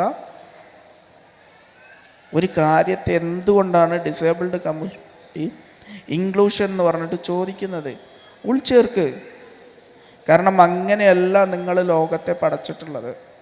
ഇതിൻ്റെ ഒരു സാമൂഹിക ബോധത്തിലേക്ക് ഡിസബിലിറ്റിയുടെ ഒരു സാമൂഹിക ബോധത്തിലേക്ക് ഇപ്പോൾ കഴിഞ്ഞ ദിവസങ്ങളിലൊക്കെ ഇവിടെ അത് ചർച്ച ചെയ്ത് പോയിട്ടുണ്ടാവും. സമൂഹം നിർമ്മിക്കുന്നതാണ് ഡിസബിലിറ്റി. സമൂഹം നിർമ്മിക്കുന്നതാണ് ഡിസബിലിറ്റി. ഇവിടെ എൻ്റെ സുഹൃത്ത് വഴികാട്ടിയൊക്കെ ആയിട്ടുള്ള ബഷീർക്ക ഉണ്ടായിരുന്നു. ബഷീർക്ക് ഇവിടെ ഉണ്ടാവുമെന്നാണ് കരുതുന്നത്. ബഷീർക്ക ഒരു മാനുഫാക്ചറിങ് യൂണിറ്റ് നടത്തുന്നുണ്ട് പേപ്പർ കപ്പിൻ്റെ. ബഷീർക്ക പറഞ്ഞൊരു അനുഭവമുണ്ട്. ബഷീർക്കൻ്റെ നാട്ടിൽ നിന്ന് ഏതാണ്ട് 100-200 കിലോമീറ്റർ ദൂരമുള്ള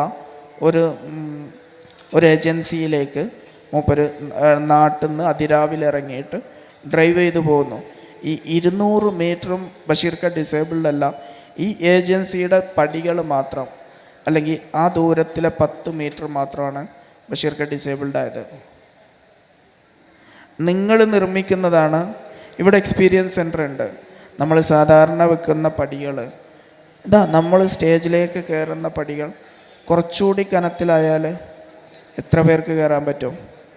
അത് 1 മീറ്റർ കൂടി ഹൈറ്റ് ഉണ്ടെന്നുണ്ടെങ്കിൽ ഇവിടെ കൂടിയിരിക്കുന്ന 90% മനുഷ്യരും ഡിസേബിൾഡ് ആവും.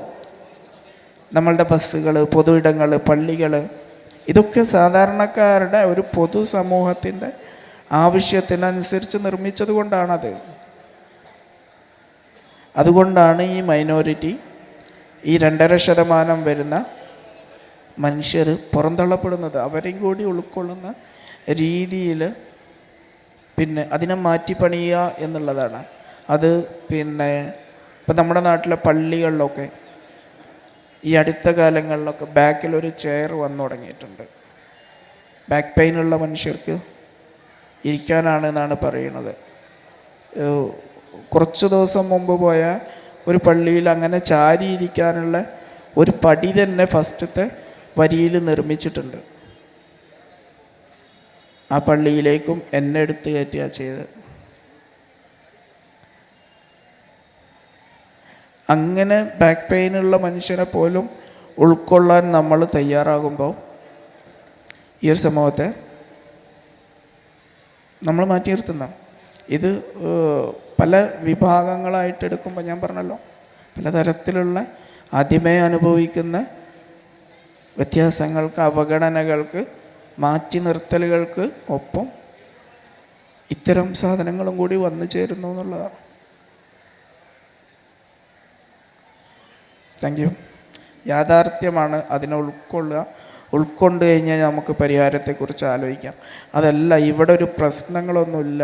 നമ്മളിങ്ങനെ ഒരു എന്താ പറയുക, ഈ നാട്ടിൽ കുറേ മലക്കുകളും പടച്ചവന്മാരും ഒക്കെ അങ്ങനെ ഇറങ്ങി നടക്കുകയാണ് എന്ന് നിങ്ങൾ വിചാരിച്ചു കഴിഞ്ഞാൽ നിങ്ങൾക്ക് ഇനി ഒരു 10-50 കൊല്ലം കൂടിയൊക്കെ ഇങ്ങനെ തന്നെ ജീവിച്ചു പോവാം. പിന്നെ ഇവിടങ്ങളൊക്കെ കടന്നു പോകുമ്പോൾ വേറൊരു സമൂഹം വരുമായിരിക്കും. ഒരു കുറച്ചുകൂടി സെൻസിബിളായിട്ട് ആലോചിക്കുന്നതാണ് നിലവിലൊരു പ്രതീക്ഷ.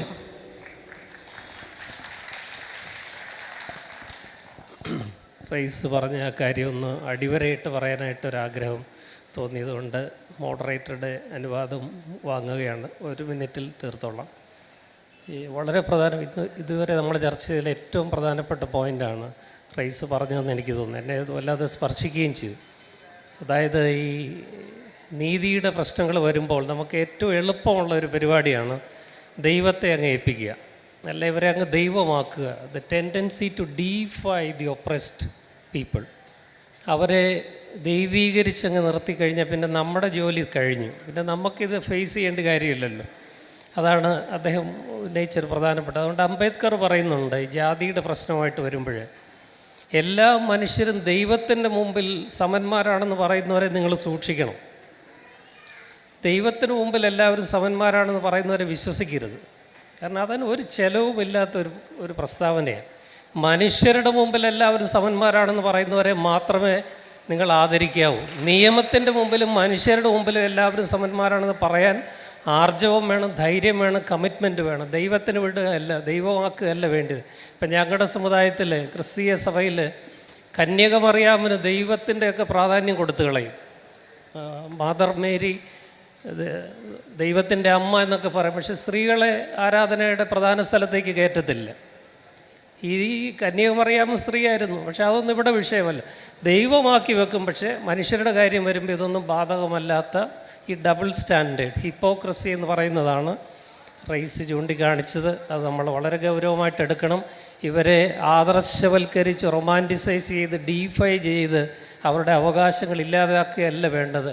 മറിച്ച് നമ്മളെപ്പോലെ മജ്ജയും മാംസമുള്ള മനുഷ്യരായിട്ട് തന്നെ കണ്ട് നമുക്കുള്ള അതേ അവകാശങ്ങൾ അതേ നിലവാരത്തിലും അളവിലും തൂക്കത്തിലും അവർക്ക് ലഭിക്കേണ്ടതാണെന്നുള്ള ചിന്ത വരുമ്പോൾ മാത്രമേ മാറ്റമുണ്ടാവുകയുള്ളൂ.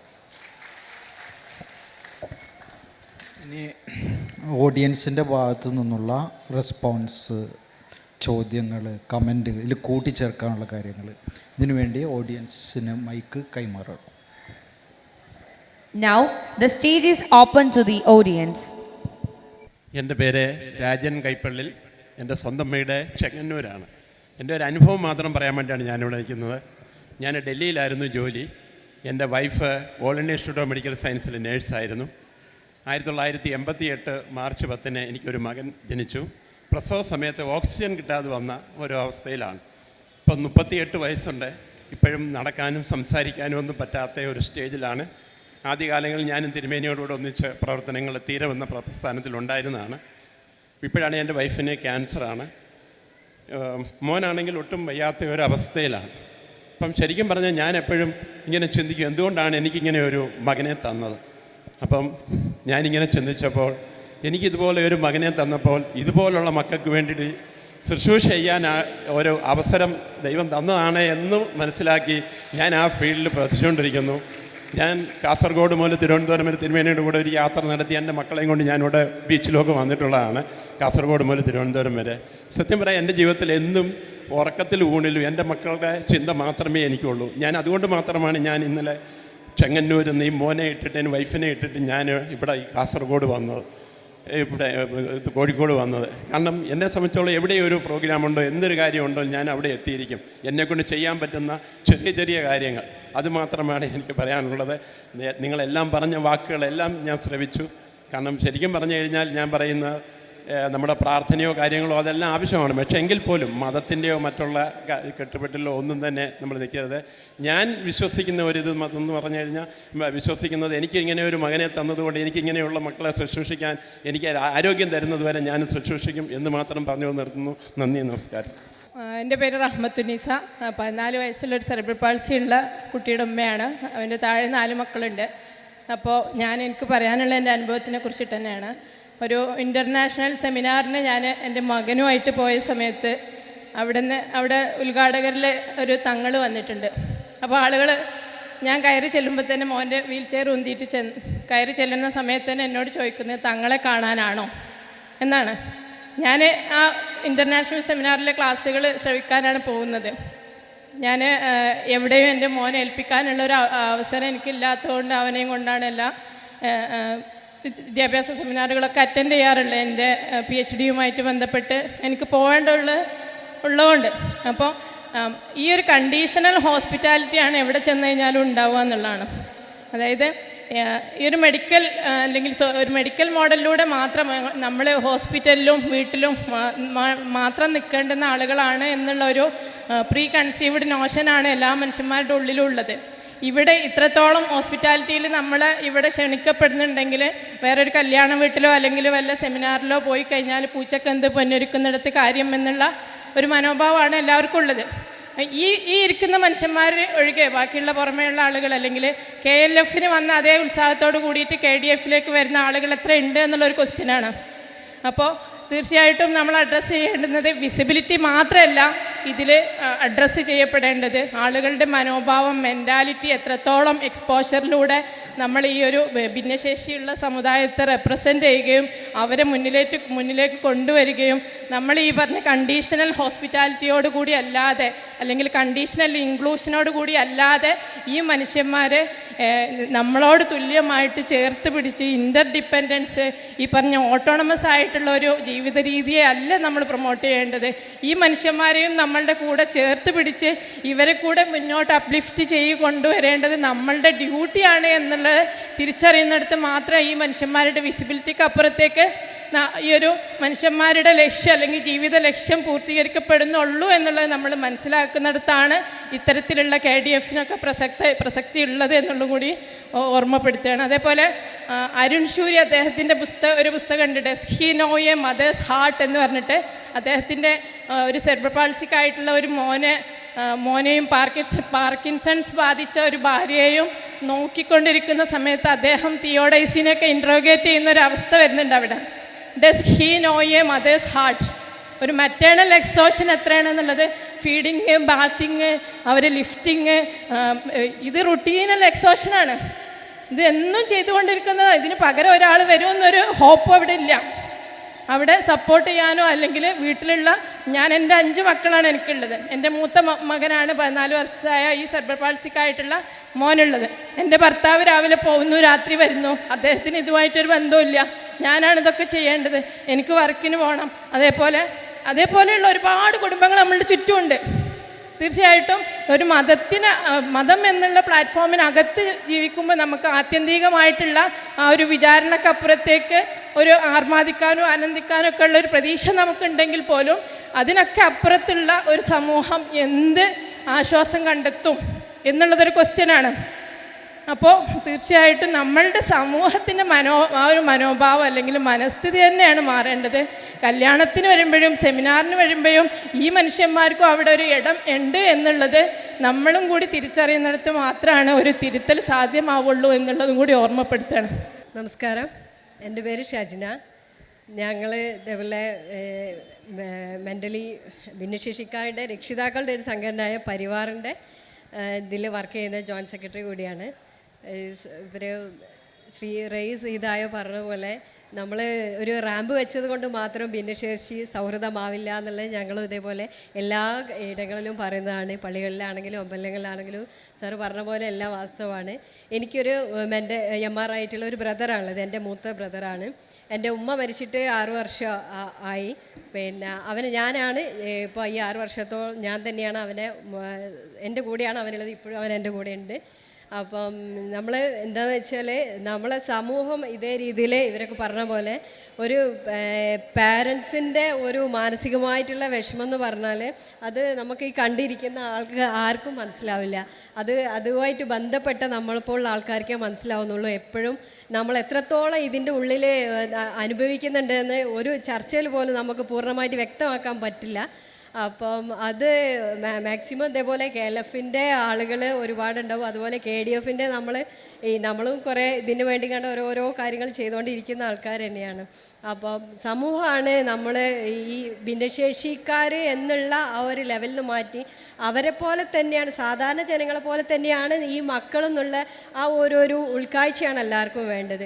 അപ്പോൾ ഒരു പാരൻസ് ഇതേപോലെ 2 ദിവസം മുന്നേ എന്നെ വിളിച്ചിരുന്നു. അതേപോലെ ഈ കുട്ടി ഇങ്ങനെ എല്ലാവരും ഇങ്ങനെ ജസ്റ്റ് കാട്ടുന്നുണ്ട്. അപ്പോൾ അവിടെ ബുദ്ധിയുള്ള ഒരു പാരൻസ്, അവിടെ പ്രായമുള്ള ഒരാൾ വന്ന് ഇവരെ വീട്ടിൽ വന്ന് ചീത്ത പറയണമെന്ന് പറഞ്ഞ് ടെൻഷനായിട്ട് ആരോട് പറയും ഇതെന്തെന്ന് ആർക്കും മനസ്സിലാവുന്നില്ല. അത് ആരും അംഗീകരിക്കുന്നില്ല. എന്നുവെച്ചാൽ ഈ കുട്ടി ഇങ്ങനത്തെ ഒരു പ്രശ്നമുള്ള കുട്ടിയാണെന്ന് പോലും ആരും അംഗീകരിക്കുന്നില്ല. അതും നമ്മൾ ഈ ഒരു വിഷയവും നമ്മൾ തരണം ചെയ്യണം. ഈ സമൂഹത്തിൻ്റെ ഈ ഒരു കുത്തുവാക്കുകളും അതും ഞങ്ങൾ തരണം ചെയ്യണം. ഇതിലെല്ലാം കൂടെ ഞങ്ങൾ ഇതേപോലെ അച്ഛൻ പറഞ്ഞ പോലെ നമ്മൾ എവിടെ കൊണ്ടാക്കാൻ പറ്റുന്ന ആൾക്കാർ ഇതേപോലെ ഓരോ സ്ഥാപനങ്ങളിലൊക്കെ കൊണ്ടാക്കുന്നുണ്ട്. എല്ലാവർക്കും അത് സാധിച്ചോളണമെന്നില്ല. ചില ആൾക്കാർക്ക് വിട്ട് നമ്മളിപ്പോൾ മക്കളെ, എന്നെ സംബന്ധിച്ച് എൻ്റെ ബ്രദറിനെ എനിക്ക് എവിടെയും കൊണ്ടാക്കാൻ പറ്റില്ല. എന്താ വെച്ചാൽ അവൻ എൻ്റെ ഒരു മകനെ പോലെയാണ്. എനിക്ക് 2 മക്കളാണ്. മൂന്നാമത്തത് എൻ്റെ ഉമ്മ മരിച്ചതിന് ശേഷം എൻ്റെ ഒരു മകനായിട്ട് തന്നെ എൻ്റെ മൂത്ത ബ്രദറാണ്.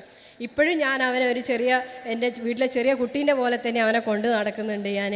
അപ്പോൾ അവനില്ലാതെ എനിക്ക് മുന്നോട്ടേക്ക് പോകാൻ പറ്റില്ല. അതുപോലെ നമ്മൾ ഓരോ പാരൻസും ശ്രദ്ധിക്കേണ്ട ഒരു കാര്യം എന്ന് വെച്ചാൽ ചെറുപ്പം മുതലേ നമ്മളെ ഈ ഈ ഡിസേബിൾഡ് ആയിട്ടുള്ള കുട്ടികളുടെ സഹോദരങ്ങളെ കൂടിയിട്ട് ഇവരുടെ ഈ കുട്ടികളുടെ കൂടെ മിങ്കിൾ ചെയ്യിക്കാനും ചില പാരൻസിനെ നമ്മൾ കാണാറുണ്ട്. എന്ന് വെച്ചാൽ ഇവർ പഠിച്ചോട്ടെ, ഇവർ കാരണം അവർക്ക് ബുദ്ധിമുട്ടാവും. സംഭവം ശരിയാണ്, അവർ പഠിക്കണം, ഇവരെ കൊണ്ട് ചില ആൾക്കാർക്ക് ബുദ്ധിമുട്ടുണ്ടാവും, അതൊക്കെ ഉണ്ടാവും. പക്ഷേ എന്നാലും നമ്മൾ ചെയ്യേണ്ടതെന്ന് വെച്ചാൽ നമ്മളെ നോർമലായിട്ടുള്ള കുട്ടികളുടെ കൂടെ ഇവരുടെ കൂടെ ഇൻക്ലൂഡ് ചെയ്തിട്ട് എല്ലാ കാര്യങ്ങളും ഇൻവോൾവ് ചെയ്യിക്കുമ്പോഴേ ഉള്ളൂ ചെറുപ്പത്തിലെ ഇവരുടെ മൈൻഡിലും ആ ഒരു മൈൻഡ് സെറ്റ് ഉണ്ടാവുള്ളൂ. എന്നെ സംബന്ധിച്ച് ചെറുപ്പം മുതലേ ഞാൻ ഇതിൽ വളർന്നത് കൊണ്ടാണ് എനിക്ക് ഇപ്പോഴും ഈ കുട്ടികളോട് ഇപ്പോഴും ഈ ഫീൽഡ് ഞാൻ നിൽക്കണമെന്ന് വെച്ചാൽ ഈ മക്കളോട് നമുക്ക് ഒരു മനോഭാവം ഉള്ളത് കൊണ്ടാണ്. അല്ലാതെ ഇവരെ നമ്മൾ മാറ്റി നിർത്തും തോറും, ഈ സഹോദരങ്ങളെ മാറ്റി നിർത്തും തോറും ഇവർക്കും ഒരു അകൽച്ചയാണ് അവരോട് ഉണ്ടാവുക. അപ്പോൾ അതും കൂടി ഇവിടെയുള്ള പാരൻസ് എല്ലാവരും ചെറുപ്പം മുതലേ നമ്മളെ സിബിലിങ്സിനെ പരിശീലിപ്പിക്കുകയും അവരുടെ കാര്യങ്ങളും കൂടി ഇൻക്ലൂഡ് ചെയ്തിട്ട് ഒരുമിച്ച് കൊണ്ടുപോവുകയും ചെയ്താൽ ഒരു പരിധി വരെ നമുക്ക് നമ്മുടെ കാലശേഷം എല്ലാവർക്കും ഉള്ളതാണ്. അച്ഛൻ പറഞ്ഞ പോലെ എൻ്റെ ഉമ്മയൊക്കെ പറഞ്ഞത് ഞാൻ ഒരുപാട് കേട്ടിട്ടുണ്ട്. എന്ന് വെച്ചാൽ ഞാൻ മരിക്കുന്നതിന് മുന്നേ എൻ്റെ മോൻ മരിക്കണം എന്നാണ് എപ്പോഴും പ്രാർത്ഥിക്കൽ. പക്ഷേ പഠിച്ചോൻ അത് കേട്ടില്ല. ആദ്യം ഉമ്മേനെ തന്നെയാണ് കൊണ്ടുപോയത്. പിന്നെ എന്തോ എൻ്റെ ഉമ്മക്കൊരു വിശ്വാസമുണ്ട് ഞാൻ എന്തായാലും അവനെ നോക്കുന്നുള്ളത്. അതുപോലെ ഇപ്പോഴും ഞാൻ അവനെ കൊണ്ടിങ്ങനെ നടക്കുന്നുണ്ട്. അതുകൊണ്ട് ആ ഒരു അനുഗ്രഹം എനിക്കുണ്ട്. ഞാൻ അത് ഒരിക്കലും ഒരു ഭാരമായിട്ട് എനിക്ക് ഇത് ഈ നിമിഷം വരെ തോന്നിയിട്ടില്ല. എൻ്റെ കൂടെ എപ്പോഴും അവനെ കൈപിടിച്ച് ഞാൻ കൊണ്ട് നടക്കുന്നുമുണ്ട്. അതുപോലെ എല്ലാവരും കുറച്ചെങ്കിലും നമുക്കൊരു മനസ്സാക്ഷി നമുക്ക് ചെറുപ്പം മുതലേ നമ്മുടെ മക്കളിൽ എല്ലാവരും വളർത്തിയെടുക്കാൻ പാരൻസും ഈ കേട്ടിരിക്കുന്ന ഓരോ ആൾക്കാരും അത് എപ്പോഴും എല്ലാവരുടെ മനസ്സിലും ഉണ്ടായിരിക്കണം. എല്ലാവർക്കും നന്ദി, നമസ്കാരം. ഇന്ന് രാവിലെ മുതൽ ഇതുവരെയുള്ള ഈ ചർച്ചകളിലൊക്കെ സംബന്ധിച്ചതിൽ നിന്ന് ചർച്ചകളൊക്കെ നല്ലതാണ്. പക്ഷേ വഞ്ചി എപ്പോഴും തിരുനക്കര തന്നെയാണ്, എങ്ങോട്ടും നീങ്ങുന്നില്ല. നീങ്ങേണ്ട രൂപത്തിൽ പ്രേസ് പറഞ്ഞ വിഷയങ്ങളൊക്കെ, അതുകൊണ്ട് എല്ലാവരും ചേർന്നുകൊണ്ട് മുന്നോട്ട് ഈ വഞ്ചി നീക്കാനുള്ള എന്തെങ്കിലും സംരംഭങ്ങൾ ഉണ്ടാവണം എന്ന് ആത്മാർത്ഥമായി ആഗ്രഹിക്കുന്നു. ഞാൻ ഒരു സ്പെഷ്യൽ ചൈൽഡിൻ്റെ പാരൻ്റാണ്. മോൾക്ക് 9 വയസ്സായി ഡൗൺ സിൻഡ്രോം അവസ്ഥയിലുള്ള കുട്ടിയാണ്. മോൾ ജനിച്ചത് മുതൽ ഞാൻ കേട്ടത് ഡോക്ടേഴ്സിനോട് പറഞ്ഞു ഇതൊന്നും ചെയ്തിട്ട് കാര്യമില്ല, ഒരു മാറ്റവും ഉണ്ടാവില്ല, സ്കൂളിൽ വിടേണ്ട ആവശ്യമില്ല എന്നാണ്. അപ്പം തന്നെ മാനസികമായിട്ട് തളർന്ന്. പിന്നെ നമുക്ക് ഗൈഡൻസ് തരാൻ ഫാമിലിയിലൊന്നും ഇങ്ങനെയുള്ള കുട്ടിയില്ലാത്തതുകൊണ്ട് നമുക്ക് ഒരു അറിവും കിട്ടുന്നില്ല. പിന്നെ ഫാമിലി ഫംഗ്ഷന് പോയാൽ അവിടുന്ന് ചോദ്യം കുട്ടിക്ക് മന്ദബുദ്ധിയാണോ, തലച്ചോറിന് കുഴപ്പമാണോ. ഇത് ഫേസ് ചെയ്യാനുള്ള ബുദ്ധിമുട്ടുകൊണ്ട് വീടിൻ്റെ പുറത്ത് നമ്മൾ ഇറങ്ങുന്നില്ല. ഇതിന് ഒരു 6 മാസം എത്തിയപ്പോഴാണ് ഇതിനെക്കുറിച്ച് അറിയുന്ന ഡോക്ടറെ അടുത്തെത്തി ഒരു അവയർനെസ് നമുക്ക് കിട്ടുന്നത്. അതിന് ശേഷമാണ് തെറാപ്പികൾ സ്റ്റാർട്ട് ചെയ്യുന്നതും ബാക്കിയുള്ള കാര്യങ്ങളും. ഞാൻ പറഞ്ഞു വരുന്ന ഈ വേദിയിൽ ആ കാര്യത്തെക്കുറിച്ചല്ല. ഇപ്പോൾ മതപണ്ഡിതന്മാരും അതിനെക്കുറിച്ച് അവയർനെസ് ആയിട്ടുള്ള ആളുകളുണ്ട്. നിങ്ങളിവിടെ പറഞ്ഞതൊക്കെ നമുക്ക് സന്തോഷം തരുന്ന കാര്യങ്ങളാണ്. പക്ഷേ ഇതിനെക്കുറിച്ച് ഇപ്പോഴും അറിവില്ലാത്ത കുറേ പേര് ഇവിടെ കൂടിയിരിക്കുന്ന ആളുകൾക്കിടയിലുണ്ട്. അപ്പോൾ അവർക്കായിട്ടാണ് ഞാൻ എൻ്റെ അനുഭവം പങ്കുവെക്കുന്നത്. അപ്പോൾ എൻ്റെ നൈബറായിട്ടുള്ള ആൾ എന്നോട് ചോദിച്ചിട്ടുണ്ട്. പലർക്കുള്ള ചോദ്യമാണ്. അവരെന്നോട് ഞാൻ അത്രയും അടുപ്പത്തിൽ നിൽക്കുന്നതുകൊണ്ട് ചോദിച്ചത്, പീരിയഡ്സ് ആയിരിക്കുന്ന ടൈമിൽ ബന്ധപ്പെടുന്നതുകൊണ്ടാണോ ഇങ്ങനെയുള്ള കുട്ടി ഉണ്ടായത്, അങ്ങനെ കേട്ടിട്ടുണ്ട്, അത് ശരിയാണോ എന്ന് ചോദിച്ചു. ഞാൻ ചോദിച്ചു, അങ്ങനെ ശരിയായിട്ട് നിങ്ങൾക്ക് തോന്നുന്നുണ്ടെങ്കിൽ വലിയ മതപണ്ഡിതന്മാർക്ക് ഇങ്ങനെയുള്ള കുട്ടി ഉണ്ടല്ലോ, എന്തുകൊണ്ട് ഇത്രയും അറിവുണ്ടായിട്ട് അവരങ്ങനെ ആയിട്ടാണോ അവർക്ക് ഇങ്ങനെയുള്ള കുട്ടി ഉണ്ടായെന്ന്. അതുപോലെ തന്നെ നമ്മൾ എന്തോ വലിയ മുജ്ജന്മ പാപം ചെയ്തിട്ടാണ് ഇങ്ങനെയുള്ള കുട്ടി ഉണ്ടായേ ഒക്കെ പറയാറുണ്ട് അല്ലേ. അപ്പം അങ്ങനെ ചോദിച്ചിട്ടുണ്ട്, പല വിവരമില്ലാതെ ചോദിക്കുന്നതായിരിക്കാം. പക്ഷേ എങ്കിൽ പോലും അത് വിശ്വസിച്ച് നടക്കുന്ന ആളുകൾ ഇപ്പോഴും ഉണ്ട് എന്നുള്ളതാണ്. അപ്പോൾ അതൊന്നല്ല ശരി. അതുപോലെ തന്നെ മദ്രസ പഠനം, ഇവിടെ വലിയ വായിൽ സംസാരിക്കും ഇങ്ങനെയുള്ള കുട്ടികൾ വലിയ അനുഗ്രഹമാണ് മറ്റുള്ള കാര്യങ്ങളൊക്കെ. പക്ഷേ മദ്രസയിൽ ഈ കുട്ടീനെ കൊണ്ട് ചേർത്ത് എൻ്റെ അനുഭവമാണ്. എൻ്റെ മോളെ ചേർത്തിട്ട് അവൾക്കൊരു നോട്ടം അവിടെ കിട്ടുന്നില്ല. അവൾ ബെഞ്ചിൻ്റെ അടിയിലോ അവിടെ ഇവിടെയും കറങ്ങി നടക്കുക എന്നല്ലാതെ. മറിച്ച് ഞാൻ വീട്ടിൽ നിന്ന് കുട്ടിക്ക് പറഞ്ഞു കൊടുത്തോ കേൾപ്പിച്ചു കൊടുത്തോ ആയിട്ട് ഒരുപാട് സൂറത്തുകളും ദിക്റുകളും കുട്ടിക്ക് അറിയാം. അപ്പോൾ കേട്ട് ഇവർ പഠിക്കുന്നുണ്ട്. അപ്പോൾ അവർക്ക് വേണ്ട അതിനനുസരിച്ചുള്ള ട്രെയിനിങ് കൊടുക്കുക അവർക്ക് അറിയാത്തതുകൊണ്ടുള്ള ബുദ്ധിമുട്ടുകളാണ്. അപ്പോൾ ഉസ്താവുമാരുടെ സ്ഥിതി ഇതാണ്. അങ്ങനെ ഞാൻ എന്താ പറയുക, ഞാനൊരു സുന്നി ഇതിൽ പോകുന്ന ആളാണ്. പക്ഷേ അവളെ നോക്കാൻ പറ്റിയ ടീച്ചേഴ്സ് ഉണ്ടോ അത് ഞാൻ അന്വേഷിച്ചു. അപ്പോൾ ടീച്ചേഴ്സ് മുജാഹിദ് മദ്രസകളിൽ ടീച്ചേഴ്സ് ഉണ്ട്. അപ്പോൾ ഞാൻ അവരോട് സംസാരിച്ചു. അപ്പോൾ അവിടെ പഠിക്കുന്ന ടീച്ചർക്ക് ഒരു ബ്രദർ ഉണ്ട് ഇതുപോലെ ഡൗൺ സിൻഡ്രോം അവസ്ഥയിലുള്ള. അപ്പോൾ അവർക്ക് പറഞ്ഞു ഞാൻ നോക്കിക്കോളാം. അതുപോലെ അവിടെ പറഞ്ഞയക്കുന്നുണ്ട് ഇപ്പോൾ.